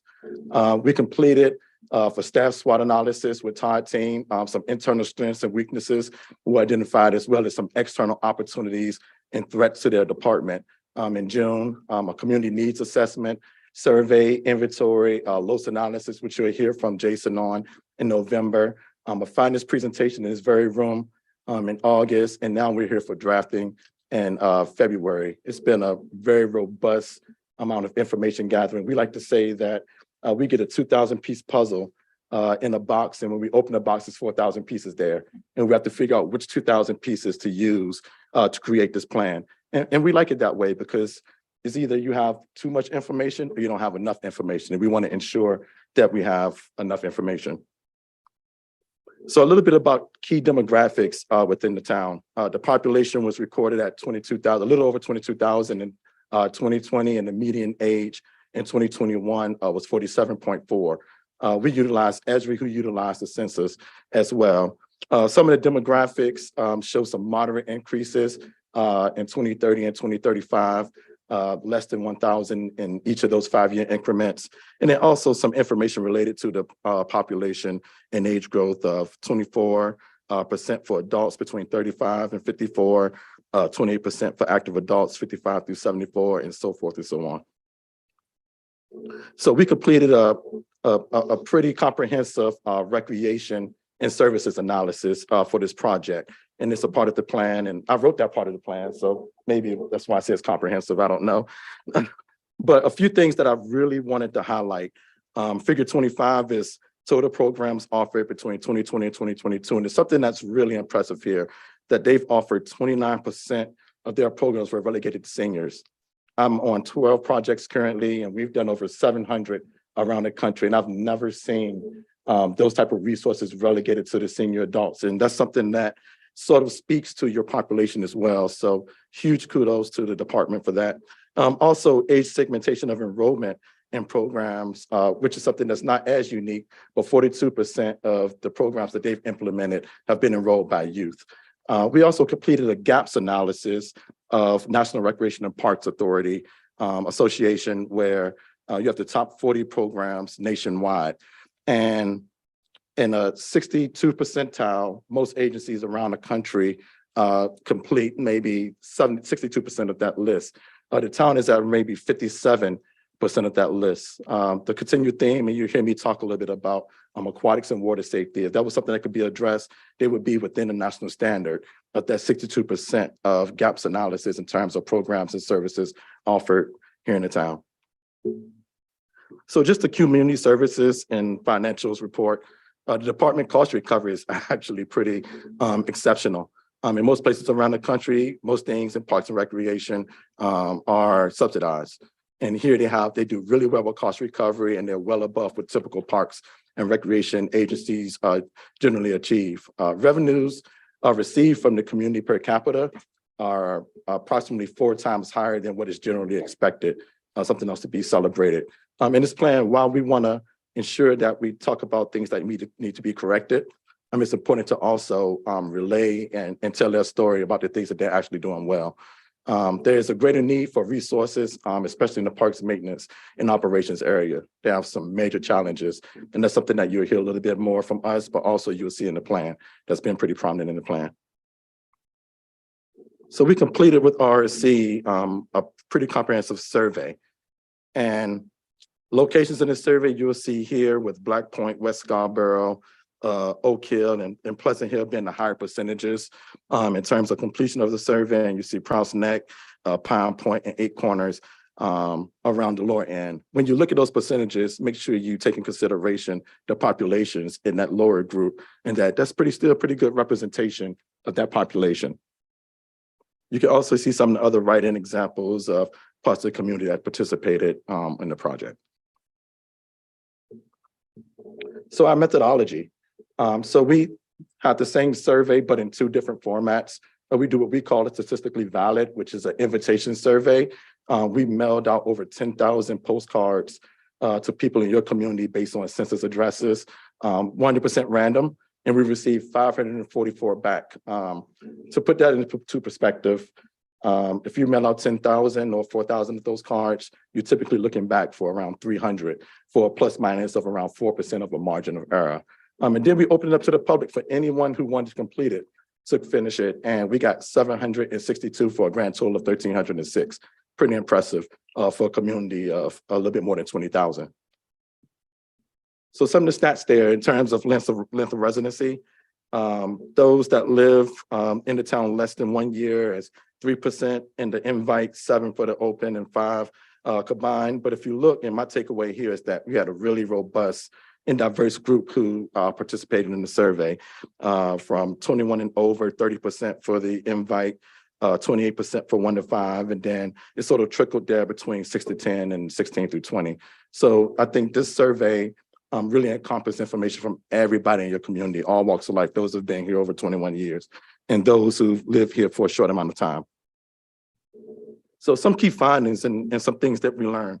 What we did learn in the opening invitations, sometimes when you complete these, those invitation invites, well, actually the open invites are sort of monopolized by those special interest groups. You'll see pickleball 1 billion times there, or you'll see youth soccer 1,000 times. They sort of monopolize how the data come out. That didn't happen in the survey. This was really robust, and the invite sample and the open sample sort of spoke to each other. Respondents from both Oakland, they were really satisfied with the parks and beaches and what's afforded to them, but really unsatisfied with the indoor recreation facilities. And I'll share some percentages here in a moment. Beaches are most used amenity here on the invite, open and the open and the invitation only. And the beach is rated the highest in terms of importance. Facilities and operations of walkways, trails, and pathways also scored very high. And the town really support the efforts of increasing of those amenities. The majority of those from both drive motor vehicles to those locations, beaches and pathways and parks, and only 13% walk, run, or ride their bike. That sort of speaks to the need of addressing some things related to parking at the beaches and things like that that should be considered, with 71% of your population wanting to drive to those locations rather than use alternative modes of transportation. Swimming pools not operated by Scarborough are frequently used, Eastern Trail and Peterson. Also a need for more aquatic programming was the theme throughout. You're a town with beaches and you have water and you have small children here, and you need to ensure that you're able to offer water safety. It's something that's very important. And that was the thing. The aquatics indoor facilities ranked at 1.8 out of 5 on a scale from 1 to 5. People want aquatic programming, they want it for wellness, and they also want it for water safety, and they've answered that call. So there's some room for improvement to better leverage communication efforts in terms of marketing, and that ranked in the scale on 3, on the scale from 1 to 5. And marketing is something that's heavily nuanced, and it came across as a recommendation. In a study in 2022, it shared or it relayed that seniors between the ages of 55 and 74 are now favoring social media for ways that they receive information. I was in Colonial Beach, Virginia last week, and I had a group of seniors who showed up 30 minutes early, as seniors do. And I looked in the crowd and they were all on their phones. 65 and 70-year-olds, just like my son was 10 years ago, I would tell him to put his phone up. They were all on their phones and they were strolling, their heads were down. But again, marketing is something that's heavily nuanced, and it could change 2 years from now. And then they want big, bold print again. And the 35 to 47-year-olds are now saying that they don't want social media. They don't want that social media for advertisements. They want to just scroll nonsense, quite frankly. And they'd rather get a text message saying that, hey, we have swim lesson signups, rather than having to look at a piece of paper for it. So some things related to marketing and a plan is something that some opportunities that I'll talk a little bit about later. Increasing fees was something that wasn't that huge of a concern in terms of facilities and services. And they were even interested in some private partnerships along with the department in the town. But what they weren't interested in was property tax increases. They didn't want their taxes increases to support a lot of the initiatives that we're asking for here. So I'm going to pass it to Jason with CHA to talk a little bit about level of service. Thanks, James. Appreciate it again. So I think we had the fun part. I got to visit 25 different parks and recreation facilities throughout the town. A bunch of them are listed on this really cool map here. This was a great map that Todd shared with us. Open space in Scarborough. Probably half the facilities are shown here.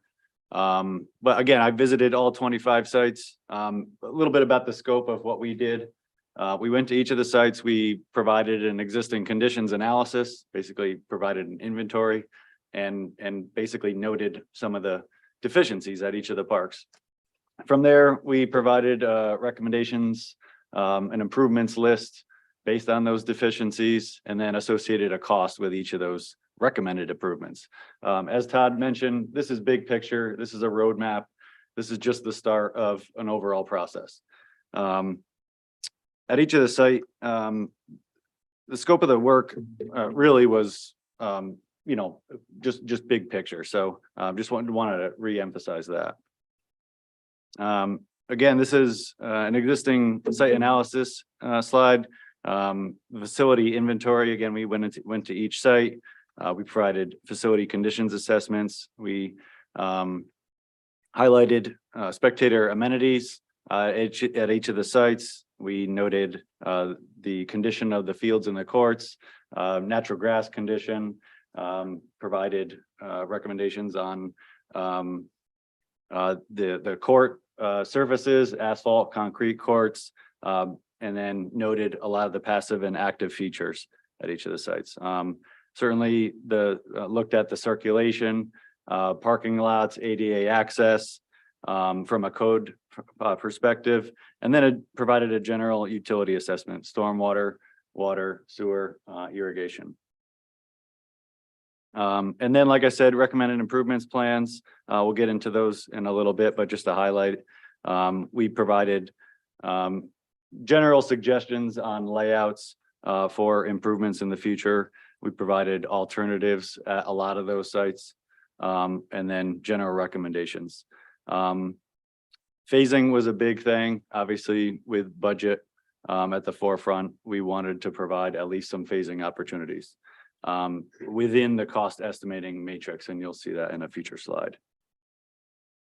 This is just an example of one of the sheets in the 325 page report that James alluded to. So we went to each site, we provided a general narrative of the site and then provided some photographs to go with it. This is an example of an existing conditions map where we list out, and I don't expect everybody in the audience to read these on the screen, but this is just a general idea of what we provided. This is Springbrook Park in West Scarborough.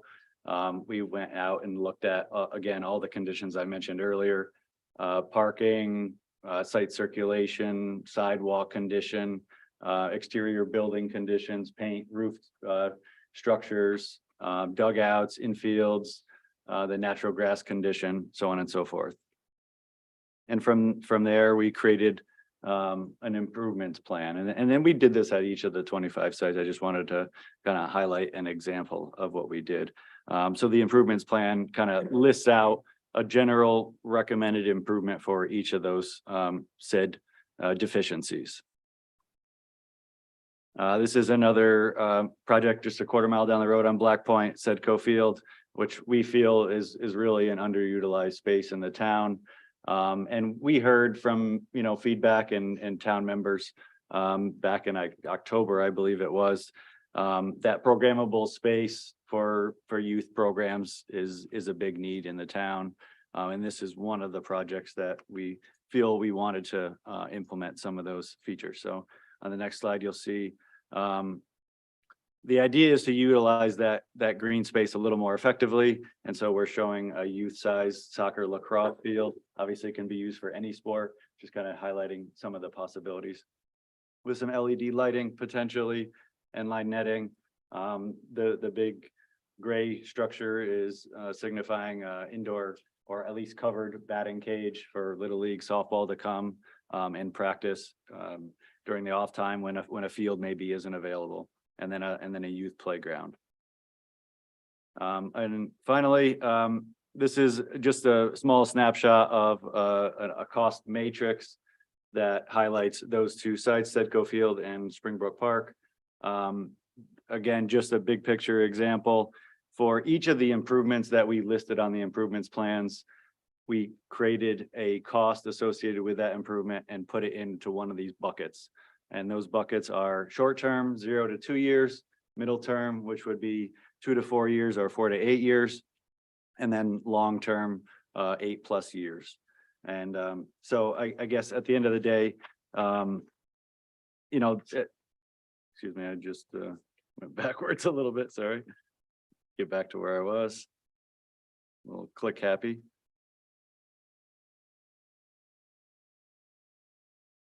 So again, these improvements are really just simple suggestions and they're budgetary placeholders for now for Todd to take back to the drawing board. And the town obviously needs to further evaluate these and see if they fit within the prioritization and the overall budget. So with that, I'll turn it back over to James. So just in terms of recommendations and after analyzing, the current themes and challenges that resulted from our comprehensive planning process, we came up with recommendations that are detailed from starting with the goals to objectives and then action steps. So the Town of Scarborough Parks and Facilities Master Plan goals, and this is at that 30,000-foot view. Continue to improve organizational efficiencies, continue to improve programs and services delivery, improve and expand facilities, parks and amenities, increase financial opportunities, improve maintenance and operations.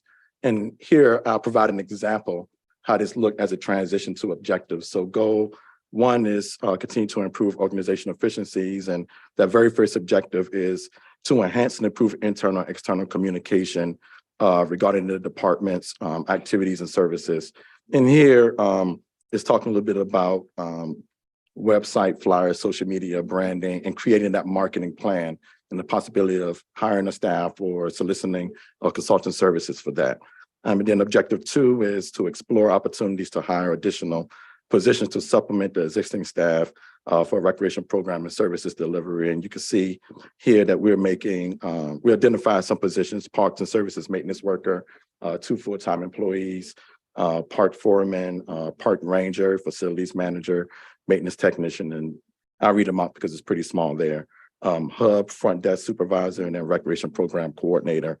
These additional staff will help to ensure the staff and resources level can maintain existing services at new facilities, programs, and services.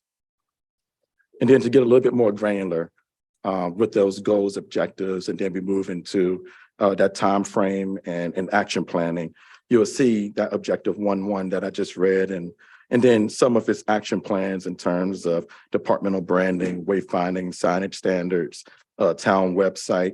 It comes at no capital cost, operation budget for that staff person, estimated based on market value here in Maine and or a consultant services. And then this is something that would be short term.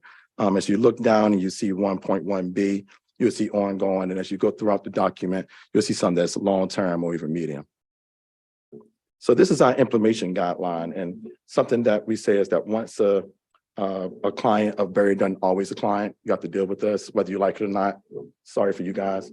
But we'll check in every year to ensure that you have the tools to implement things that we recommended within this plan. We do yearly check-ins with all of our clients. And this was something that really came into fruition and really helped our clients during COVID, as they had to pivot quite a bit for some plans they may have created pre-COVID. This comes at no additional cost. You'll no longer be in the contract, but this is our implementation guideline from knowledge base, all the way into review and renew. So thank you. This is all that I have for you. If you have any questions for me, Jason and I are available. Yeah, thank you. Did we make 30? Yeah. 320, that's like a minute.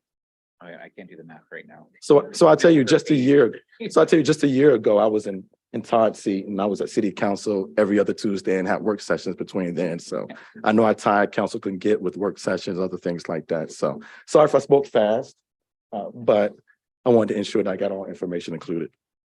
Well, thank you guys for coming. I know we do plan at some point to take council action on the plan, so there'll be another opportunity. I'm only on page 125 of 125 myself. I don't know if it was a good idea to say 327 pages. I may have ran a few people off with that, but yeah. So hopefully we'll have more time to absorb the details and take action in the future. But thank you guys for coming. Are there any questions from the council? No? Great, well, thank you. Thank you. And one last statement. We do this all around the country, and this plan is robust and amazing because of Todd and the job that he's done as a project manager. I won't talk bad about, any municipality or any agency, but we've had some situations where we have sparse communication and we can't get the things that we need to provide what we need to provide to you. And Todd has been A1 in being communicative with check-in meetings and providing us information. Todd, you've done an amazing job. Yeah.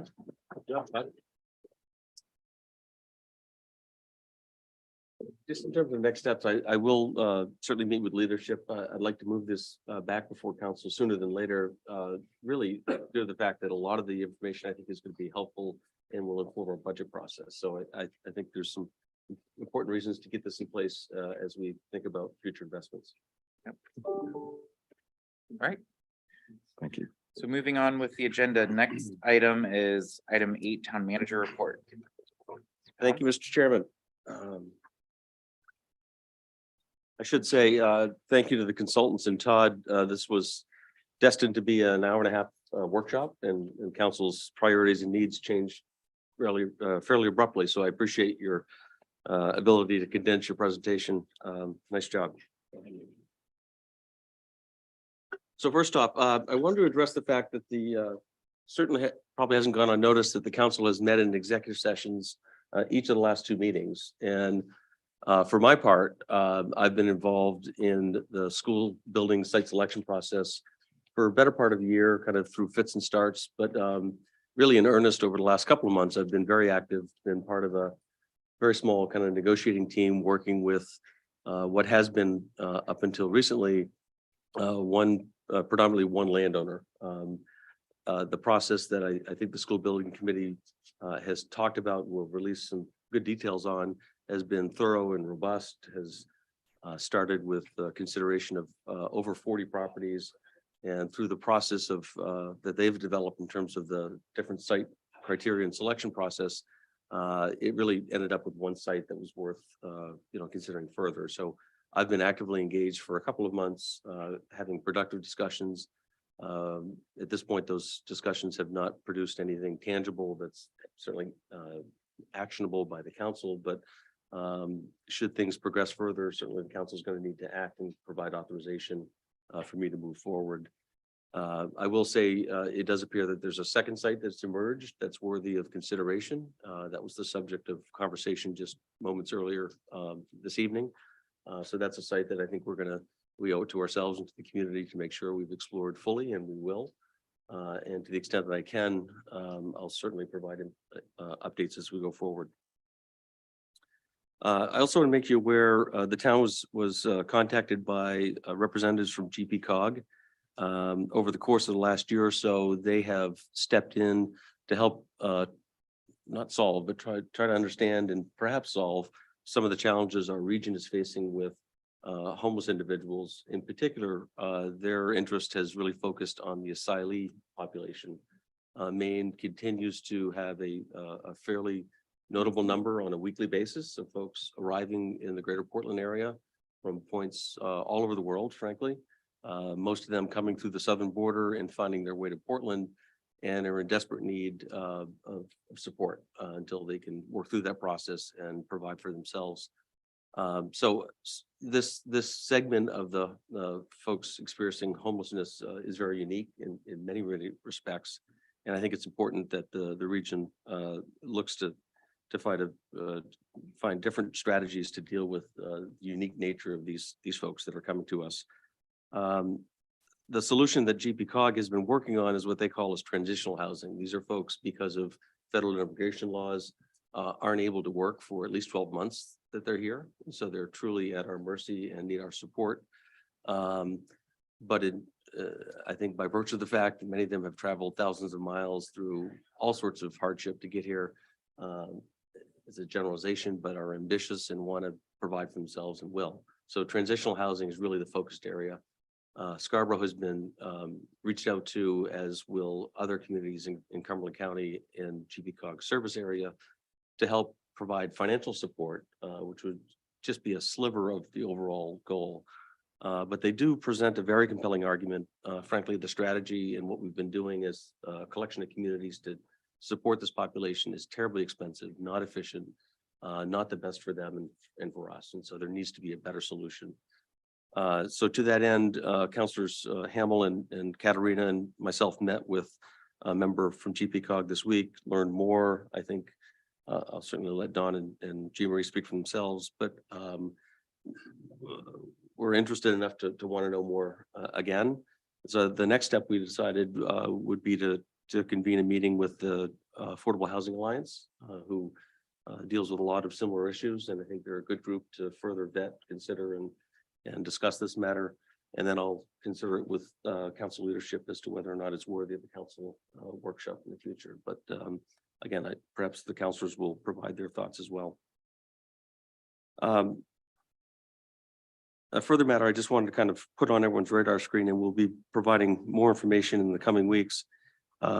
We've had ongoing challenges, but also a plan since at least 2008 with our fire department in terms of switching over from what historically has been a combination of call division members, per diem employees, and full-time members to help meet the needs of our community. And we recognized as long as 20 years ago that that model wasn't going to serve us into the future. And so have been carefully moving toward more and more full-time employees for all sorts of reasons that I'm pleased to get into if you wish. And so not surprisingly, that trend continues, and with the support of council in the intervening decades, we've been able to make some great strides. We're about halfway there perhaps. And so it will be probably another couple of decades before we can get fully there. There's some unique things that have happened over the last couple of years. I think some of them are pandemic related.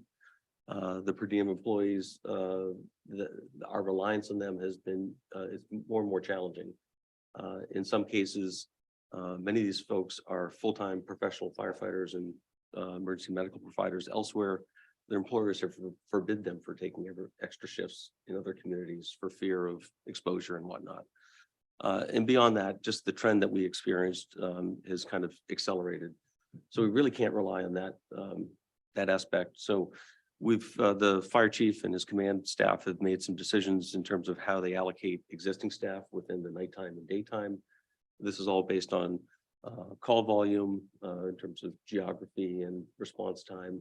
Very well researched, gives me a high degree of confidence. The other part of this will allocate staff at the different stations around town. And so again, data driven. We're looking at which stations we're putting our staff resources at. The other factor that comes into this equation is the siting of our new public safety building and some of the economies that new structure affords. So I'll be providing some detailed information to council later this week. We do have some information going out in the mid-February newsletter to the public around this, but I want to just kind of get the conversation started. Again, we believe this is providing a safer, better, more efficient and cost-effective coverage for us as we move through the staffing plan. Two other matters. The staff, how should I say this? The staff has become aware, actually last fall, that there were some oversights with respect to council action regarding zoning changes. And when the council, this legislative body is the only body that can do so, there's a commensurate change on the zoning map. In the instance that I refer to, back in 2016, there was a staff oversight that failed to make the commensurate change to the zoning map. And so understandably, that's given us pause. And I think members of council need the assurance in the public that this is not a reoccurring matter. And so we have and will undertake an audit to look back over some period of time just to understand and match those things up and see as this occurred before. Our new planning director, to her credit, when she came on, one of her first acts last October was to institute a new policy going forward to really ensure that there's proper protocols, that when council takes action, there's a commensurate change to the zoning map. Beyond that, we've sought advice from legal counsel, and we'll continue to follow their advice in terms of what the consequences, if any, are of what's happened. And we'll certainly report back to council on the status of that audit and what, if anything, needs to be done. I suspect one of the matters will be a discussion point at the ordinance committee. And we'll see where it goes for there. But I assure you, I'll keep you abreast as we know more about the situation. And I certainly expect and hope that it's isolated to that one incident. Lastly, two things. The town has coordinated with the public library, and there'll be a warming center on Friday, Saturday this week. That's February 3rd and 4th during daytime hours, 9 to 5. We've had some inquiries about over the evening hours. At this point, even Cumberland County, there's no overnight shelter that's been provided for. And I did question our emergency management director, who is our fire chief. He said, really, though there is extreme cold expected, there is no extreme weather associated with it. So we don't expect widespread power outage and those sorts of things. To the extent there are needs in the community, I assure you we'll find a way to respond to those. Case in point, the Christmas weekend event, the fire chief himself provided space in the public safety building. So to the extent that our residents need assistance, they should communicate with dispatch, and we'll certainly find resources to accommodate them. And lastly, I would be remiss not to notice, make notice of the fact that for the 17th year in a row, our finance department, and through the annual audit, did receive the Certificate of Achievement for Excellence in Financial Reporting. So that's certainly something to be proud of.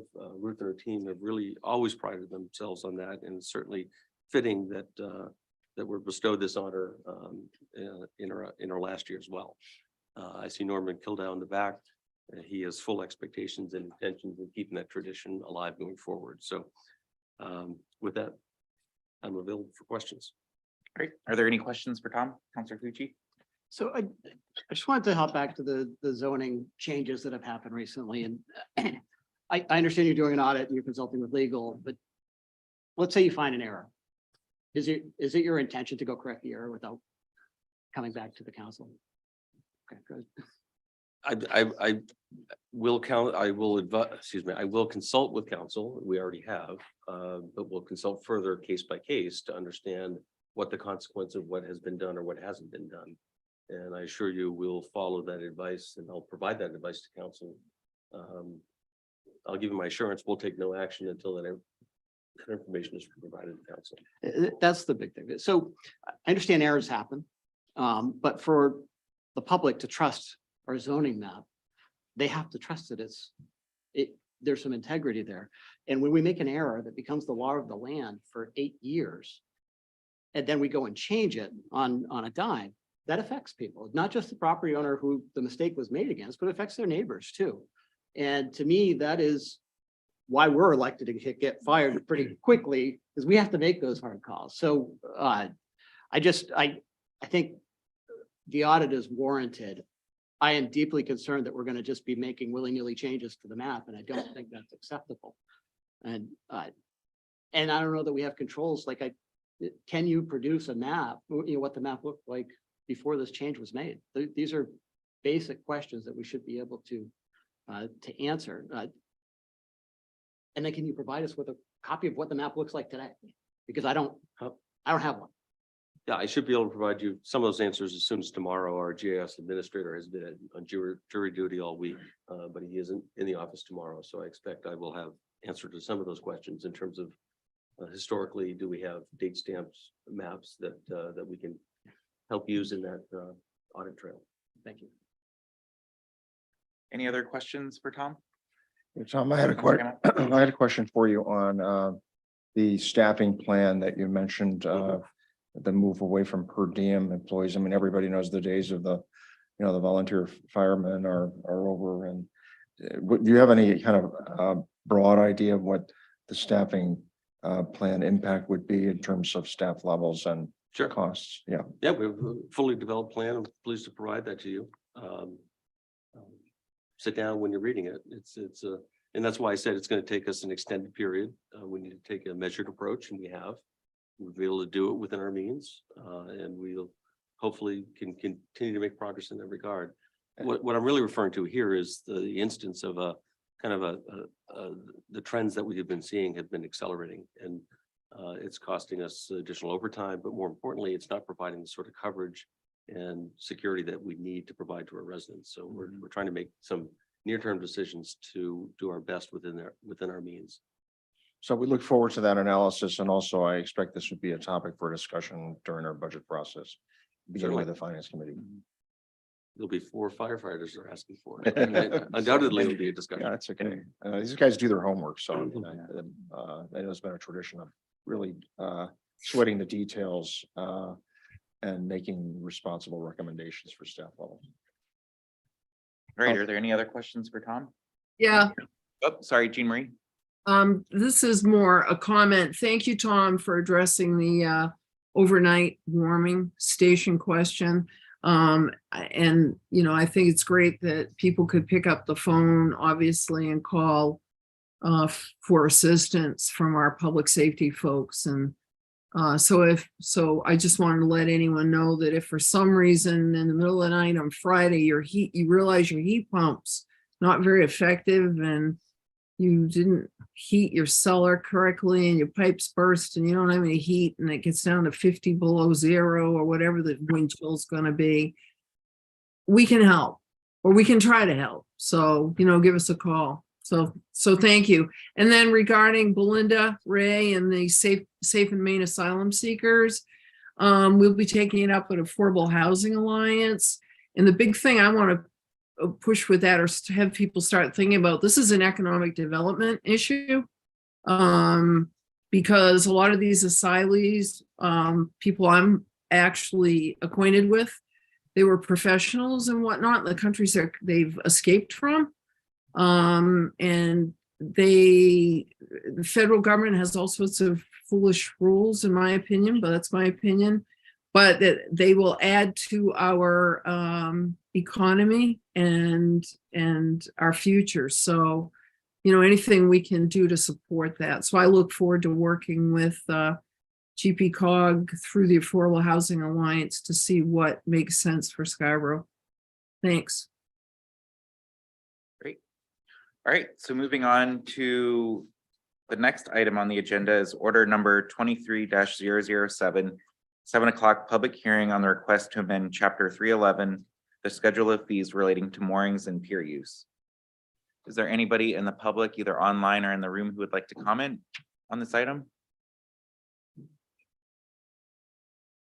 No. All right, I'm closing public hearing on that item and moving on to order number 23-012, 7 o'clock PM public hearing on the following new request for marijuana license with final action on Wednesday, February 15th, 2023. HASAB LLC located at 10 Snow Canning Road for an adult marijuana cultivation facility. Liam, would you like to tee this up? Yeah, I would like to start by just correcting the agenda. This is actually for a medical cultivation facility as opposed to an adult use. So just a note. This is this suite at 10 Snow Canning Road is an existing licensed space. It's going through a change in ownership, which is what brings this before the council. I think I've always tried to make a note as to whether there's an expansion of cultivation or marijuana space, or whether it's just a turnover of ownership or license. It's a facility that will be inspected prior to a recommendation from staff to approve, but that inspection has not yet happened. Great. So yeah, this is just a public hearing and there's no council action tonight. Is there anybody in the public who would like to comment on this item that's here in the room? All right, if you can go up to the podium and please state your name and address for the record. And as a reminder, you have 3 minutes. Thank you. I just have several questions my name is Darlene Smith. I live at 10 Bickford Street. I was not notified as an abutter as I had been in the past. I believe no one on Bickford Street has been, but luckily we have good communication in our neighborhood. So we did find out about it. What I'd like to know is, we know that there has been grandfathered activity at 10 and 20 Snow Canning Road. I'd like to know, as of January 2021, there were 16 licensees that were operating licenses. Can you give me a count of how many are there now? Mr. Chairman, would you like me to? I don't believe there's been any, there has been a few turnovers of ownership, but there's been no expansion of cultivation space at the Snow Canning Road facility that I'm aware of. So I would expect that number is largely accurate still. Okay, so 16, we're still at the same number, so it's not going to increase the odor issues. I don't, Potentially. the only caveat is that we have had some who have obtained adult use licenses through the council action, and they're at various states of transition from medical to adult use. Some I think have chosen not to move forward. So the number of licenses isn't necessarily indicative of, if let's say I go back and check and say there are 20 licenses active, it wouldn't necessarily represent, again, an expansion of the operation. So It would there's simply still be a the same- diversification of the licenses. The same amount of suites are still occupied. That's my understanding, And yes. ownership meaning lessee, it's still one owner of the property and these are leases, correct? Exactly. Okay. Yeah. All right. And back in 2020 and 2021, when this started, we were invited to do, through the complaints process, odor complaints. And there was also a weather station put on this facility, and there was GIS that was provided so that we could do. What happens with those reporting figures? I mean, with all that data, who on staff takes care of that? So I do have a generated report of all the reports we received since we put up that function. We've received 100 complaints in total. Again, I'm not representing that that's every time someone Right. smelled the odor, they went and diligently submitted a report. But I'm the one that has access to the background in addition to some other staff who technically set it up. The original purpose behind that was really out of our odor mitigation report and the suggestion that some of the underlying factors for the permeation of odor was atmospheric conditions, hence the weather station. And we just wanted to get good data from the abutters of that property specifically to understand how pervasive the problem was. Okay. So the data we haven't, I think it may serve to be part of a discussion on further regulation perhaps of those establishments and that facility specifically. But right now we have the data. We haven't taken any action on it. Thank you. And there was talk of now that they're official in their license, that this would give us some leverage because fines can be imposed. A minimum of $100 per day, up to $2,500 per day. To the best of your knowledge, has anybody received a fine for ongoing odor issues? I can confirm, but I do not believe that any of one of the establishments has been fined. And again, that's a more complicated answer, but to Right. answer it directly, that's what my understanding is. And now that we're in our second year of renewals, I know renewals don't have to go before the council. They're done internally. Is any of that taken into effect, odor mitigation and concerns or complaints from your constituents, your residents, before just green checking is there any compliance? Does code enforcement go down and do an inspection again? Does, on the next year, or there are pop-in inspections to see what's happening in the area? So yes, there are inspections as part of the renewal process. So the only thing that the renewal process doesn't require is it simply coming back before council. Okay, thank you. Council reserves the right to bring those renewals back before them should they have a reason to do so.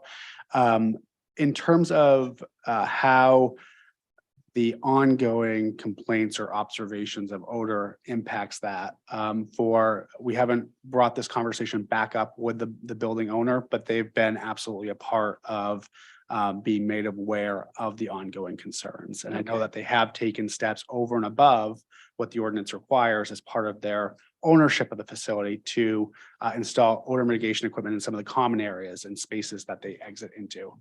Clearly, the odor has not been mitigated to a satisfactory level. I think that's very clear. Right. And the challenge that the town has is how to, again, I think fair question for ordinance, which they're going to take this broad issue up next week. What can we do from a performance standard standpoint to try to further mitigate the odor? There is an enforcement challenge with odor generally, which I think if you recall, Bob Belkers, he talked about how to objectively measure odor. It's just challenging in of itself. And so we're really looking at the regulations, the performance standards to try to get, not voluntary compliance, but improve that situation. And clearly what I'd say is that we're not there yet.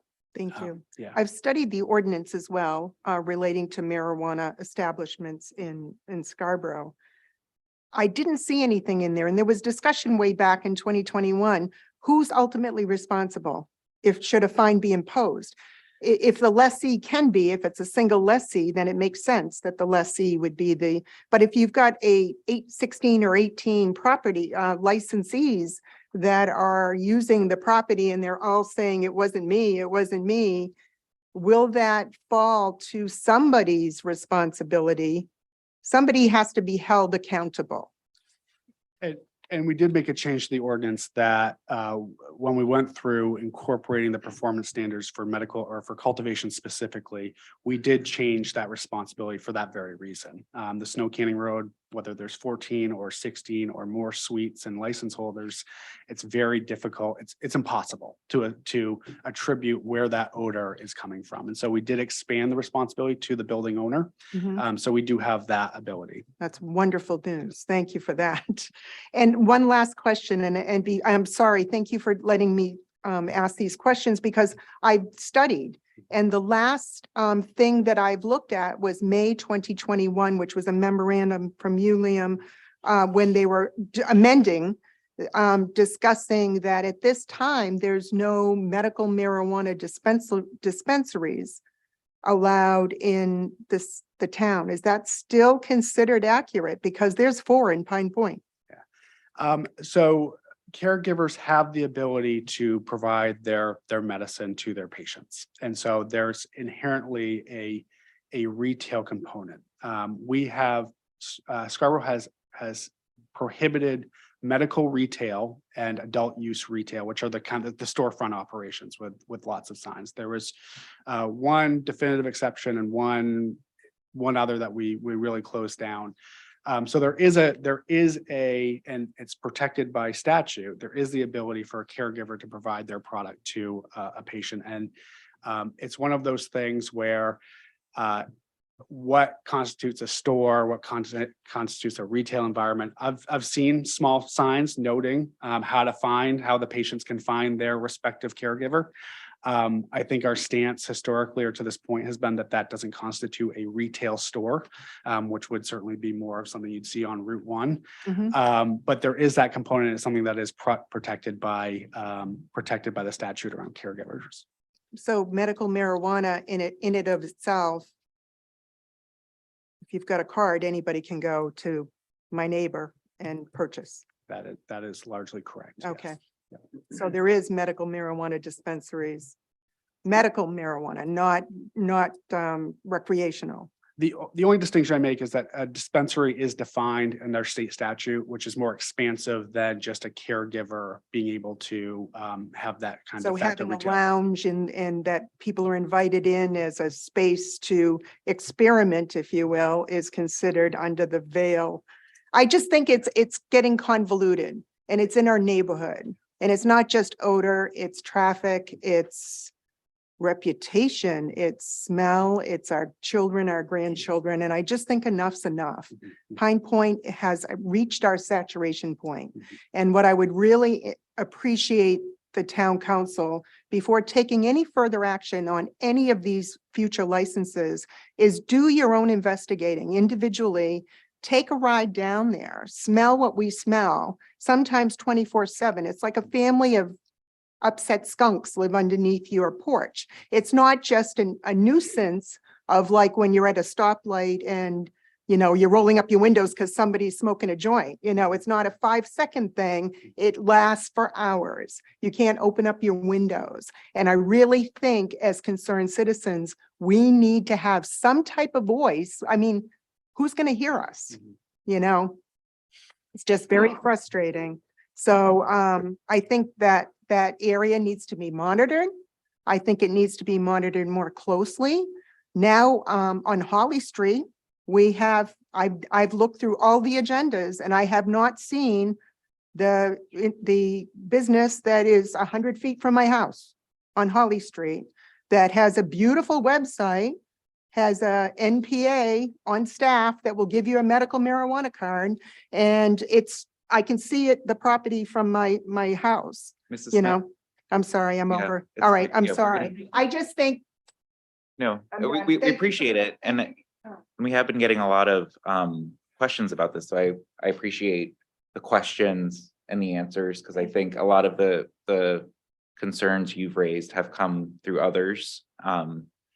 I just want to acknowledge we did receive 2 items over email from Kim Kunkel, 7 Holly Street, and Eric Floyd at 6 Holly Street, who also expressed a lot of the similar concerns that you made and asked that we not approve the license when the time comes. So I think there's clearly some concern in the community, and I just want to make sure that we include their testimony and the notes that really do support a lot of the comments that you made. Is there anybody else in the public who would like to comment? And sorry, sir, this time I am gonna stick to the 3 No, minutes, so. that's absolutely fine, and I appreciate all the public comments. My name is Hunter Sherman. I live at 9 Ocean View Road. I'm also a resident of Pine Point. I'm actually the lessee at that unit. I've been in business now for over 2 years. I just had given birth, my wife gave birth to twins in December. So our hope has always been to move my operation to this area to be closer to home. I also have a building in Gorham where we produce manufactured products. So our cultivation technique is different than what a typical operator does. Instead of taking the plant and drying it and producing like something you'd smoke as like a flower, we actually freeze the product immediately. And that'll be shipped then to Gorham, where we actually produce a solventless product using only ice water, heat and pressure to make a concentrated product for vaporization. It's actually a much healthier version of smoking cannabis where you're not actually combusting the product. You're actually inhaling the vapors and you're able to consume the terpenes and cannabinoids in a much different way. And I actually do understand your concerns with the smell. It is something that is very hard to mitigate. And with my years of experience doing this, I've learned new techniques to help offset those smells. There's this new technology where you can actually use ozone emitting filters that will actually attack the smell in those rooms so that the ozone actually attaches to the odor and actually eliminates it. And I plan on installing those in the unit on top of the carbon filters as well. So I know I'm just one person in the unit, but I want to help the community. I'm a father of 3 under 2 years old, so I'm very, very busy guy, but I just wanted to come in front of you guys and at least express my interest in wanting to help you guys be a part of the community and be a positive impact on you guys. So if you guys have any questions, I'm more than happy to give you my phone number, my email address. You can come over to my house. You know, I really want to be a part of the community and help you guys. So, and let me run my business, please. Thank you, guys. Thank you. All right, is there anyone else in the public who would like to comment on this item? I'm Allison Bristol, 6 Bayview Avenue, and I just want to be supportive of the people on Bickford Street and Holly. I watched, you all know that I've been very vocal about marijuana cultivation in residential areas. And I watched the last town council meeting online after the fact, and I was appalled to see that the odor problems over in the Pine Point area have not been resolved because it's been 2 years. And I thought the folks that lived there were incredibly articulate. I think they've been incredibly patient. It's their quality of life that's being affected. And I know Ms. Hamilton has also spoken to that. And so what I would like to put forward is the idea, and it's not to keep anybody from running a business, but that the council or whoever is in charge of licenses not issue licenses and not renew licenses in that building until the problem is solved. I think it's pretty simple. You know, if everyone on council had to live with that odor every day, you know, that maybe there would be something more proactive going on. So I would hope that you would listen to your taxpayers and be supportive of their concerns. Thank you. Thank you. All right, is there anyone else in the public who would like to comment? No, Councilor Hamel, did you have something you wanted to add? Yeah, I wanted to speak to this issue. This is the second time in 2 meetings that we've had issues with marijuana licenses. This is also related in some way. We don't know exactly how, but it is related in some way to the issue that Councilor Lucci referenced previously in terms of light industrial areas and industrial overlay areas that permit marijuana cultivation. So there's been some discussion leading up to the meeting, and I know that that town manager Tom Hall and Assistant Town Manager Liam Gallagher are working hard to try to determine what the issues are. What I'd like to propose is that we table this license application and that we table any other similar license applications until the ordinance committee has a chance to review this completely and come back to the council with a full review. Additionally, in this particular applicant, and I don't want to pick on the young man with a young family who was a part of the community and has the right to make a living. But there was also apparently some question raised about the registration, of the individual's business and it not really being properly recorded at the state. And there's a bit of an issue about whose responsibility that is. Is it our responsibility? Is it we have something we're to put on the backs of our residents to complain about that or to try to chase that down and validate it, along with the complaints that we have with odor. So I'm going to make a motion that we table this and similar measures indefinitely until the work is done by the ordinance committee to review these matters and the other matter that Councilor Clucci referenced earlier. Councilor Himmel, this is just a public hearing, so I don't think there's any action. It says a Or is it- vote. No, not tonight. but I Not think- tonight. But I think your comments are heard, and I think we, at our next leadership meeting, can continue that conversation with Great. how we may want to address Right. these I- going I will forward be and working with Councilor Clucci to draft language to help us get that squared away. all right. Sorry, Councilor. Sorry, yeah, Don and I spoke earlier today and I just want to say, I know ordinance is going to be looking at this and I'm interested in, understanding this a little more deeply. My suspicion is that maybe we missed the boat when we included industrial overlay as an area that you can grow marijuana. And we've got a lot of businesses there already, but I would like to further understand, if it was no longer allowable in this area, what does that mean? Right? Are we better or worse off? Can we no longer regulate it? Because it's not allowable use. Are they grandfathered or not? So those are the questions that are on my mind. I know that the stuff's never simple, so I'm hoping that ordinance can help us understand that better. Councilor McGee. Yeah, I think ordinance is a good place for us to hopefully dig a lot deeper on some of these issues. I expect it's probably a lot meatier and contains a lot more facets than can be handled in an hour's worth of meetings. So I would ask that interested parties, staff, all that be very supportive about the documentation they can provide as we have those conversations on ordinance. I think that would be really helpful. That's it. Yeah, Mr. Chair. Having worked on all of this marijuana back in the day, just know that there's the legislature is, there's a movement to loosen some of the regulations on marijuana this session. But again, it's early in the session. So stay tuned on that.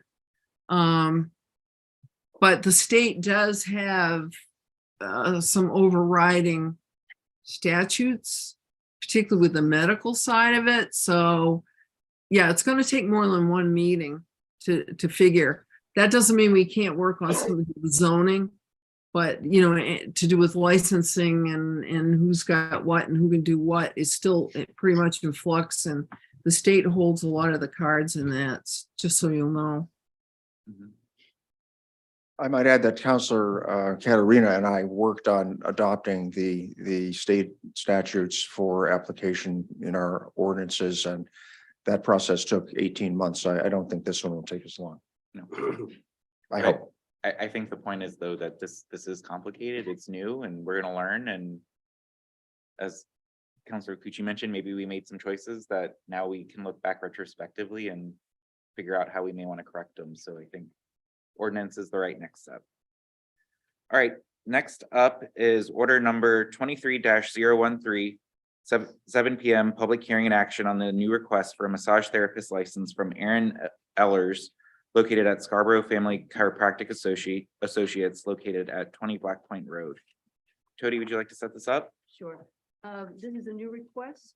We have processed the application, followed all the requirements of the ordinance, and we recommend it. Thank you. Great. Is there anybody in the public who would like to comment on this item? No? Nobody online? All right, can I get a motion? So moved. Second. Any discussion? Mm-mm. No? All right, Tony, do you mind calling the vote?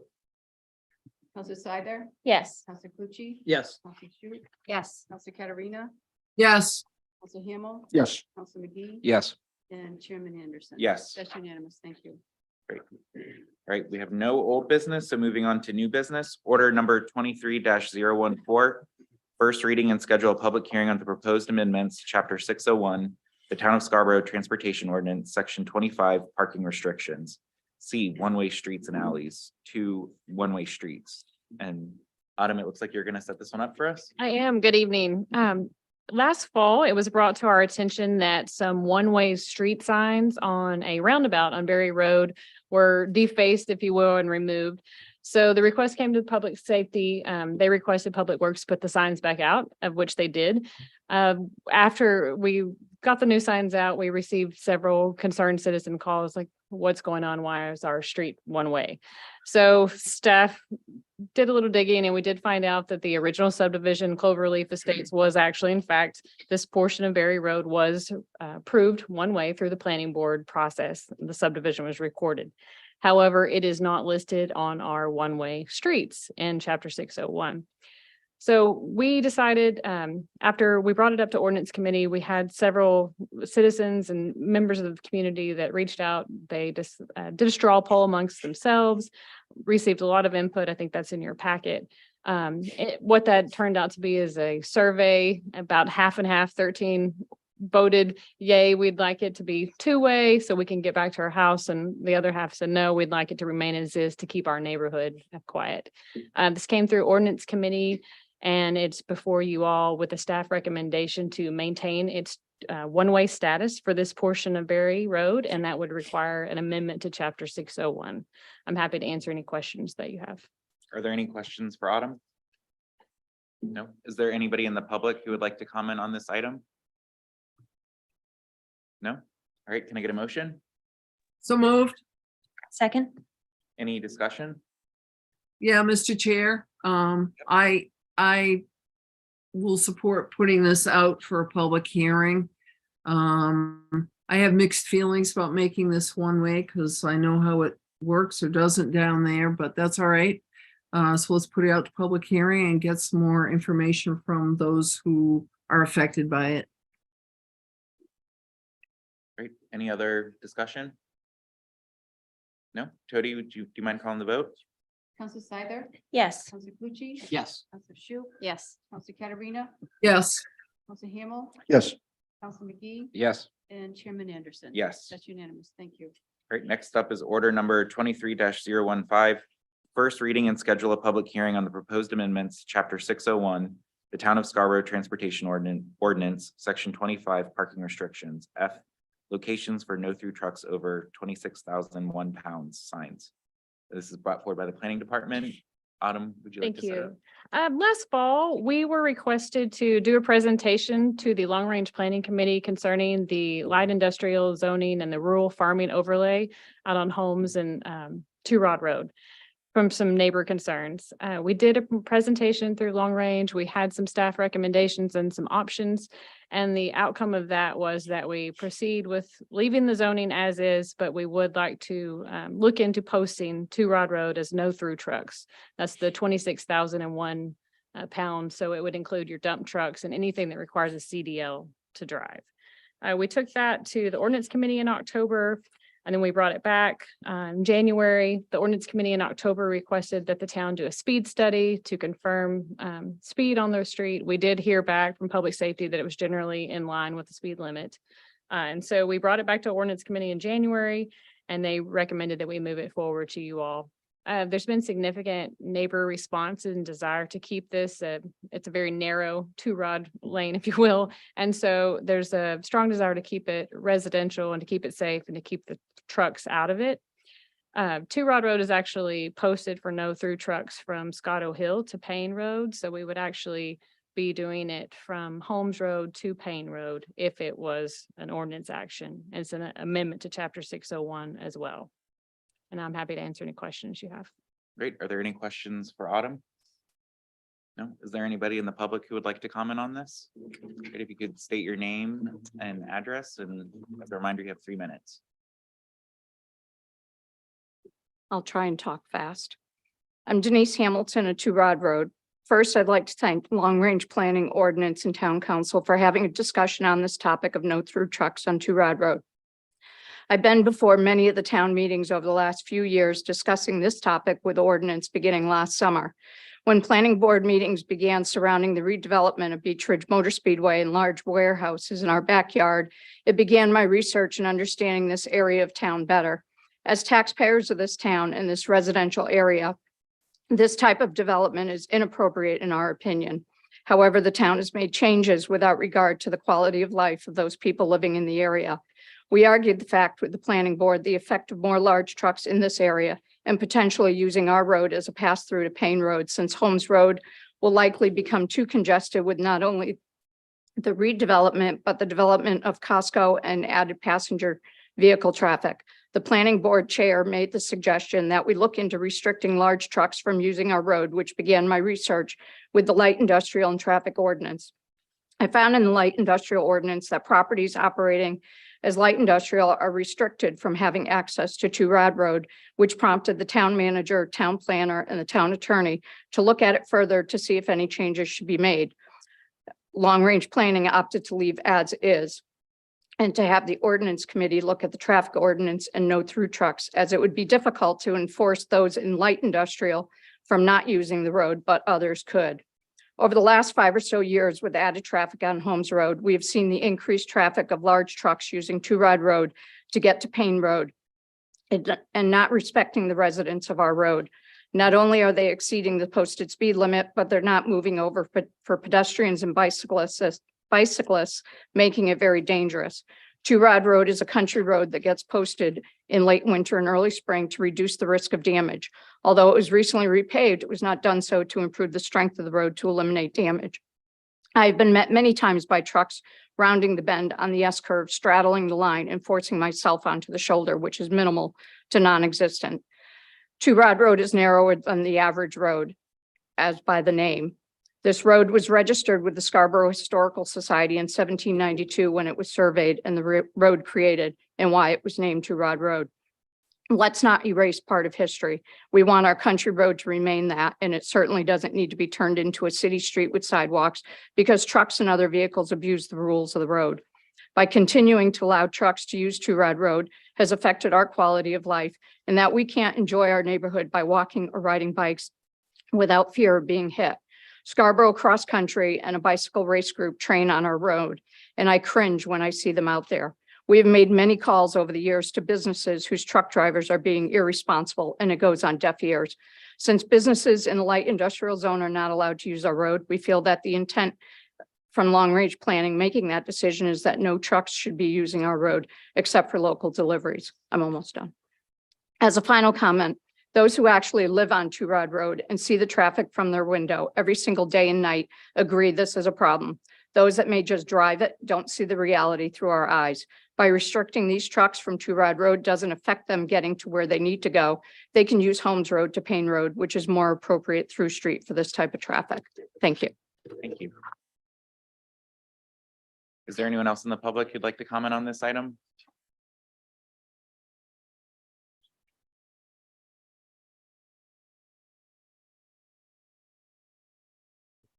Good evening, Dan Dickinson. I'm 40 Holmes Road, property owner at 40 Holmes Road and a property owner on Two Rod Road. I'll be brief. There's safety concerns is why this keeps coming up, I believe. People are speeding on the road. I've witnessed it myself. But I do have a question of why would we restrict a heavy truck on this road when they've been allowed since the inception, I would say. You know, there's been commercial traffic on this road since the beginning. Trucks have gotten heavier, of course, but I don't think that, to me, is why are we putting a sign up to restrict essentially dump trucks? Those are the only trucks that probably don't want to go down that, would want to go down that road. And to put that sign up is basically going to punish the companies that are operating the dump trucks to get, material to Costco or whatever development projects are going on. I have heavy trucks, but they do not exceed 26,000. So I'll still be going up and down to Rod Road with 3 cars on the back. And because it's stuff we've always used that road. Again, if the sign goes up, it's not going to impact us, but I see it impacting a couple of the local dump truck operators that may need to use that road for convenience. So I guess I come with a question of why would this create more safety versus maybe putting speed bumps up or other type of speed mitigation. Lastly, I want to leave it with it. I totally am with the residents of Kennebago and Two Rod Road, the Hamiltons bringing this up. There is a safety concern. I'm 100% with them. I think there's a different way to get to safety other than restricting a dump truck, because I really think that's the only thing that's going to happen. It's just going to be dump trucks. My tow trucks will still use the road. 18-wheelers will be crazy to use that road because they're not going to get out on Payne Road. There's just not enough room to get out. Maybe turning in, just like when Beech Ridge was operating. They, I don't know how often the Hamiltons would know better how often an 18-wheeler would travel down that road from Payne Road to the racetrack. But obviously the track is now closed and that traffic is subsided. So I think we're punishing the couple of dump truck operators, and I don't see the point. I think there should be other means to deal with the safety, and a sign's not going to do it. Thank you.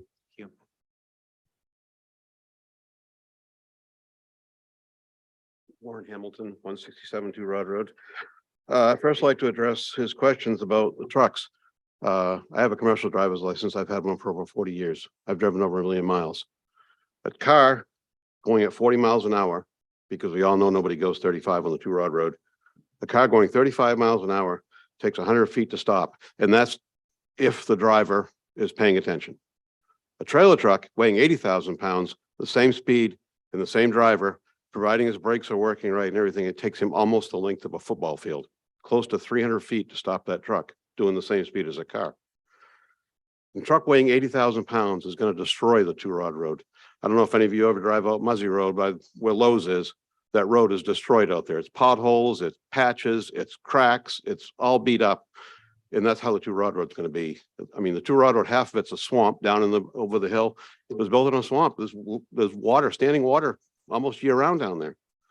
And the rest of it's all on sand and unstable soils. It's just going to destroy our road. And maybe that's a way to slow people down, whatever. But, on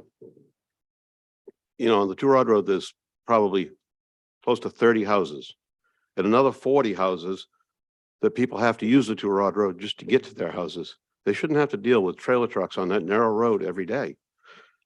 And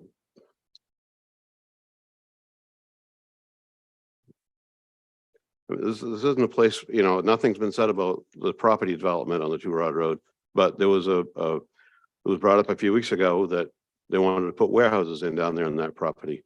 Well, if you put 40, 50 trailer trucks down there at a minimum a day, it's going to destroy the road. Another thing is the noise. If those trucks are going 24/7, I don't care if you put up a sign that says no engine brakes.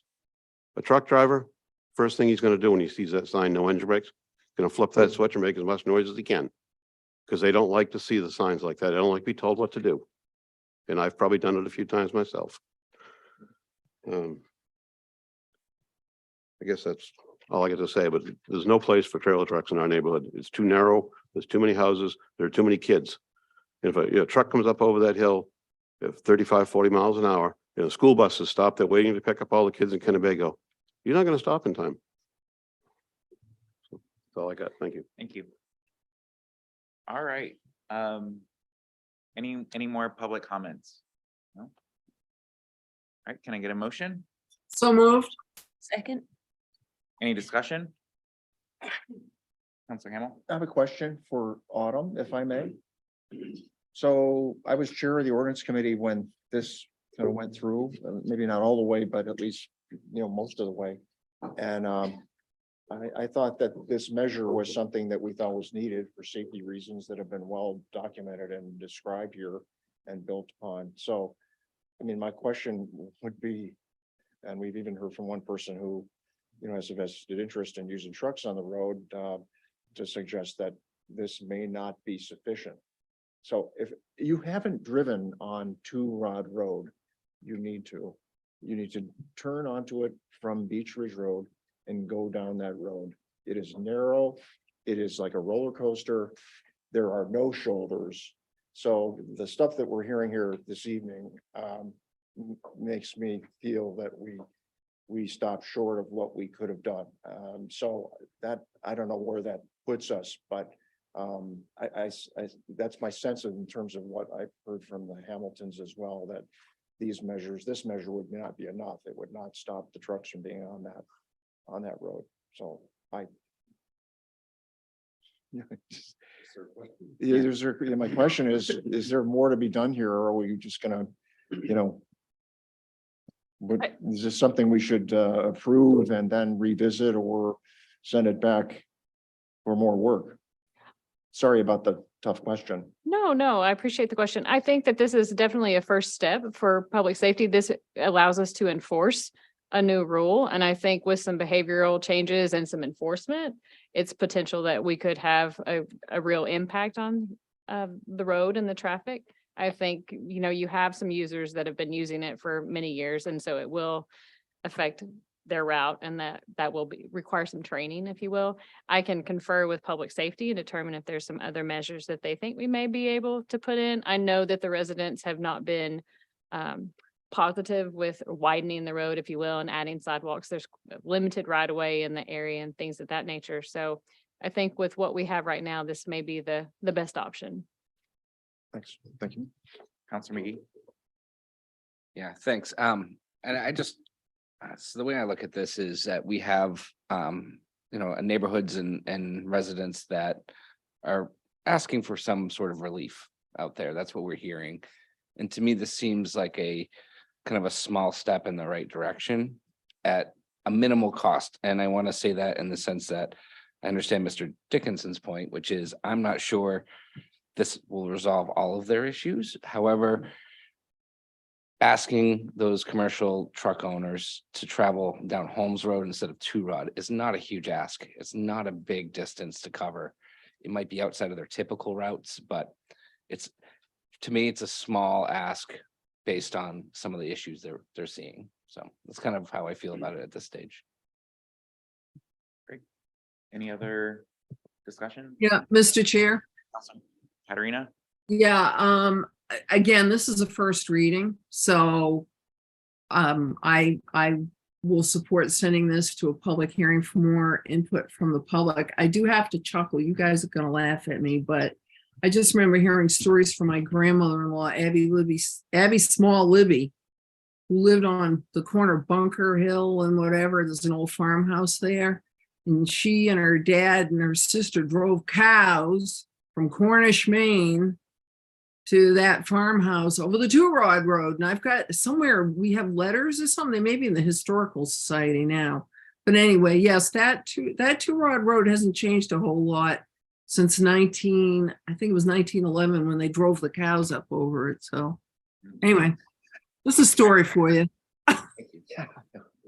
Great. Yeah, I'm supportive of this moving forward as well. And I really want to thank Ms. Hamilton for her persistence and driving this forward. I know it's been a journey, and, government doesn't work fast all the time, but, when it works well. And I think this is a good example of a resident coming forward with a concern that we worked through our process as best we could to make sure it was the right decision. And while it may not be the best decision for all, I think it's the best decision for the residents in that area. So I'm looking forward to the public hearing and seeing where this goes. One other comment. I was going to make a special request that Councilor Katarina's comments about the cow drive be included in the minutes to make it a little bit more interesting reading and for the historical record.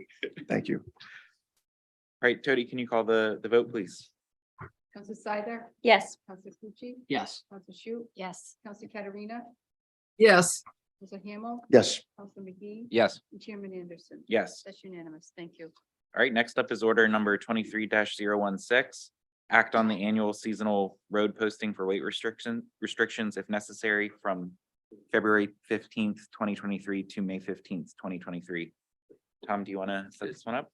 Quickly, by way of reference, Maine law does allow municipalities to post roads, really, as was mentioned at the podium earlier. This is really to protect our infrastructure, our assets. Many of our roads aren't built to modern standards, frankly. And those, the base of that road can often be damaged beyond repair, not beyond, severely damaged, given in the spring of the year. It's interesting this matter comes to you as I look at the forecast this weekend, but I assure you, we'll be needing this sometime before the end of the month. Great.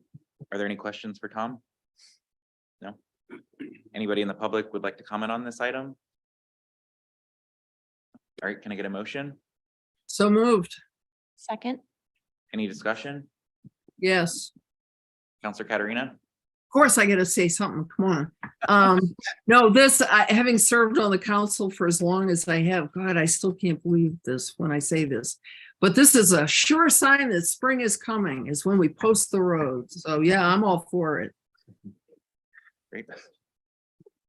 All right, any other discussion? No? Jody, can you call the vote, please? Counselor Sider, Yes. Counselor Pucci, Yes. Counselor Shu, Yes. Counselor Katarina, Yes. Counselor Hamel, Yes. Counselor McGee. Yes. And Chairman Anderson. Yes. That's unanimous. Thank you. All right, next is order number 23-017. Act on the request to move approval on names posted to the various committees boards by the Appointments Negotiations Committee at the January 18th, 2023 Town Council meeting. Karen, would you like to set this one up? Sure, yeah, so at the January 18th town council, we made the following recommendations and now they are up for approval. And it's for the Community Services and Rec Advisory Board. We're looking to appoint Alexander Marshall as a full voting member with a term to expire in 2025. We're looking to appoint William Partridge as the first alternate to fill a term to expire this year in 2023. And then Amanda Doherty as the second alternate to fill a term to expire in 2024. And we also proposed the Long Range Planning Committee to appoint Ken Johnson as the full voting member with a term to expire in 2025. Can I get a motion? So moved. Second. Any discussion? Jean Marie, do you have anything you'd like? Oh, I was just gonna say, is Ken sure he wants to do this? No. Jody, would you mind calling the vote, please? Counselor Sider, Yes. Counselor Pucci, Yes. Counselor Shu, Yes. Counselor Katarina, Yes. Counselor Hamel, Yes. Counselor McGee. Yes. And Chairman Anderson. Yes. That's unanimous. Thank you. All right, next is order number 23-018. Act on the request to accept the 2023 Town Council goals. Liam, would you mind displaying those? Because I'd like to just kind of share a little bit with the public at a high level, some of the goals that we've established for next year. So just to set the stage, we did have a council workshop. It was on a Saturday, and unfortunately there were issues with the ability to record it. So I just want to make sure that we share a little bit more with the public about the goals that we have and at a high level, some of the actions that we want to take this year. I will say this is a rather ambitious list, and I'm sure, you know, if we can accomplish half of these, I think that would be amazing. So this is something we're going to commit to, but hopefully, you know, as we progress and as things come our way that are not, you know, predicted right now, that always happen every year. These are at least kind of continue to be our North Star to kind of keep focus as we move forward. So the approach we took was trying to take a holistic look to different areas, I think, that the community and the town value and are a priority. So just at a high level, you know, we talked about financial management. Really there, it's really reaffirming our commitment to what we want to do for the budget this year. We've gotten a little bit smarter every year on this particular goal. It's something that we've done, and with Counselor Clucci and Counselor Hamel's help, I think we've got something a little bit more specific that's going to help us with budget. We also want to commit to getting quarterly updates at the council level in our meetings to make sure that we're better understanding what's happening with the town finances. And then we're continuing the trend to review our fiscal policies and see what we can do to make improvements and enhancements. That's another focus for financial management this year. When it comes to housing and homeless choice, this year we were thrown the curveball with addressing homelessness with the Comfort Inn, which I think has made us all recognize that this is going to be a continued challenge. Tom mentioned the Safe in Maine earlier, and I think the goal we're trying to commit to is really better understand the situation in Scarborough and what do we need to do to act on it, but particularly leveraging outside agencies and partners like the GPCOG example. So that's a very timely thing for us to explore and figure out how that fits with supporting this goal. We also want to continue to better understand what we need to do around affordable and workforce housing. So we'll continue to look into that this year. It wouldn't be a town council goal if we didn't talk about growth. And so we're reaffirming the commitment for the work that Nick and I were charged last year to revise the GMO, which is progressing.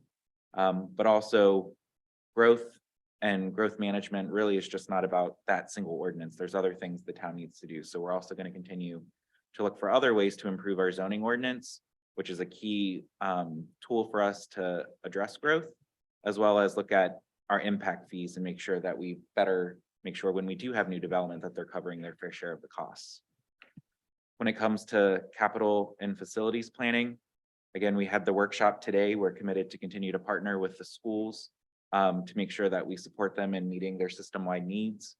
We also plan to charge an ad hoc committee to come up with a solution for the community center. That's been an ongoing ask from the community, and we want to make sure that we take decisive action this year to advance that. In addition, we would also like to make sure that not only for the school needs, but also for town needs, we're thinking about land that we may want to purchase and make sure that we're being able to be more proactive in our land acquisition. Sustainability and conservation and climate change is a new area for us that, I think was a great conversation, and really it's an area that we're really tasking a lot of committees to help us figure out what's our plan to better conserve land. And then also how do we better incorporate conservation and sustainability principles more into how we do our planning. Traffic and transportation, we've heard often from the community we need to focus on. We are doing a townwide transportation study that we want to continue to support and give attention to, as well as continue to support the Gorham connector, which we've talked again. That's a long-term project, but we want to make sure that we stay attentive to the actions that are happening there so that we can support it. And last but not least, and probably one of the most important, is continued focus on public engagement and communications. We want to continue Council Corner Live. We want to find new ways to do outreach to the public.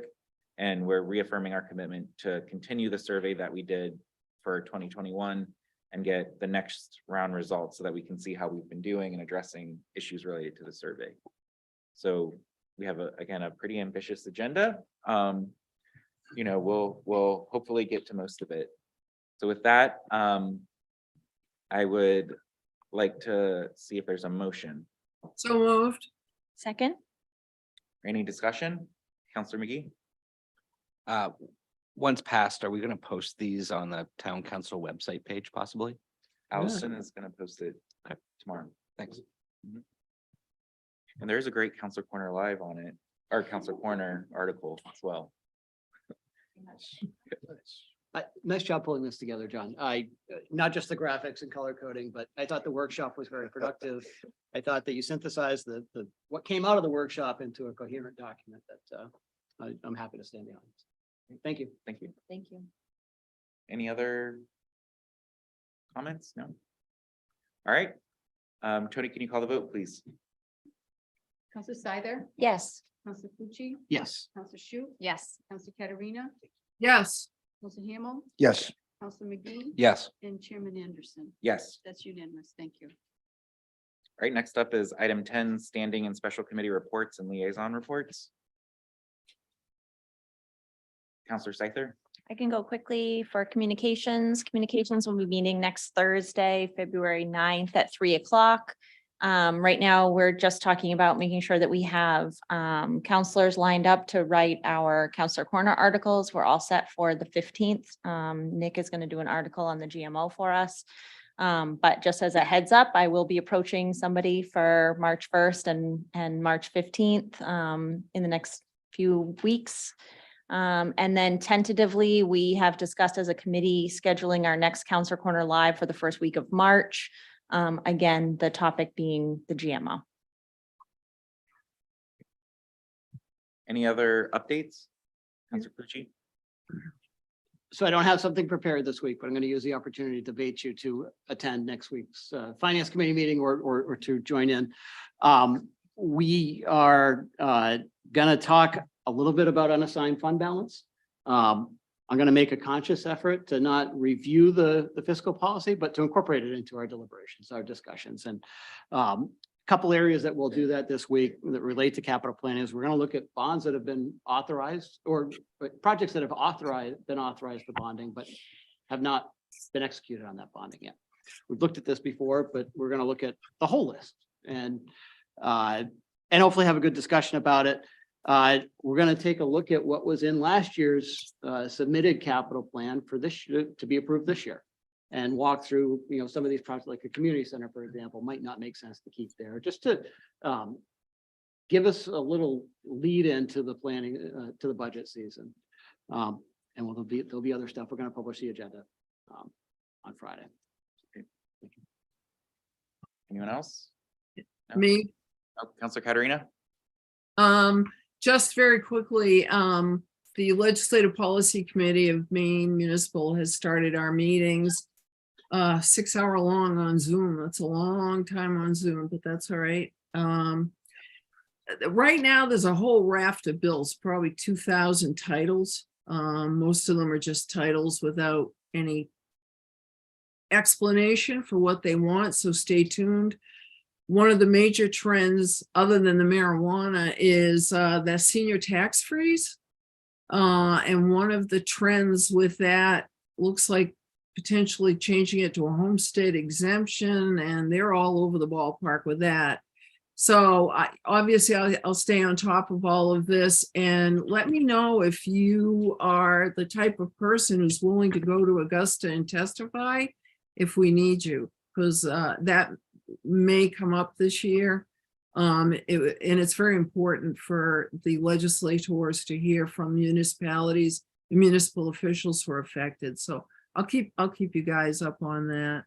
And the last thing is, I just want you to notice that I have to have this on my lap. I'm sitting in my studio, which is a shed, which is freezing right now. So that's how much I love you people. Anyway. All right, just quickly for myself, we had our GMO discussion earlier today, Nick, myself, Tom, Autumn, and Karen. The focus was preparation for the workshop that we'll be having at our next council meeting on the 15th, starting at 5:30. We're going to be bringing forward a draft recommendation, really with the intent of getting input and feedback to help us finalize what we would bring forward as a first reading later in April to stay on our timeline. And so you'll be getting that material before the meeting. My ask would be, we're going to have some good backup stuff in there that we won't cover necessarily in the workshop. So please take the time to read the material when it comes so that we can focus mostly on the concept discussion and hopefully get some good feedback that we can incorporate to finalize it. Other than that, Don and I yesterday had the opportunity that GPCOG hosted a chairs and a council, and the topic was really on trust and how to build trust within a community. One thing that I think we do an amazing job of as a town, and we're really hard on ourselves on it as a council as well, is communication and trying to build trust. Hearing from some of the other communities and what they struggle with. I shared our Counselor Corner Live as something we do, and everybody was like, we want to do that. And it's not that hard of a concept, right? It's really two counselors sitting at a table, having a conversation and listening to the public. And so again, I think it's little things that, we've done that I'm proud of, that, really, I think for Tom, the staff and everybody, we've just really I think Scarborough really probably, is top of class when it comes to trying to engage the public as best we can. So we should all be proud of that, even though I know some days it feels like we could do better. But I really do think it would be good maybe for the consultant that came to maybe come to the communications committee and offer other ideas, what they've heard. So I have their information and I'll share it with the communications chair if the committee is interested. That's all I have. Any other updates? Okay, next item, item 11, council member comments. Is there any counselors who have anything they would like to say? Counselor Katarina? No, I'm good. Okay. All right, I have one thing that I would like to say. So I have a statement that I'd like to read to correct the record. So at the December 5th Appointments and Negotiations Committee meeting, a comment was made during the committee deliberation that implied Planning Board Chair Rachel Hendrickson engaged in ex parte conversations to provide feedback to a planning board applicant. At our executive session held on January 4th, the specific scenario in question was discussed and reviewed by the town council. A town staff member confirmed they provided the feedback in question to the applicant. It is customary and acceptable practice for town staff to meet with planning board applicants to convey any feedback provided from a planning board or other member of town staff to support the application process. I would like to correct the record and affirm that there is no verifiable evidence that demonstrates Ms. Hendrickson engaged in ex parte communications with an active applicant. I apologize to Ms. Hendrickson for any issues this may have caused and look forward to her continued participation on the planning board. Thank you. Yep. Is there any other comments? No? All right, with that, can I get a motion to adjourn? So moved. Second? Jody, would you call the vote?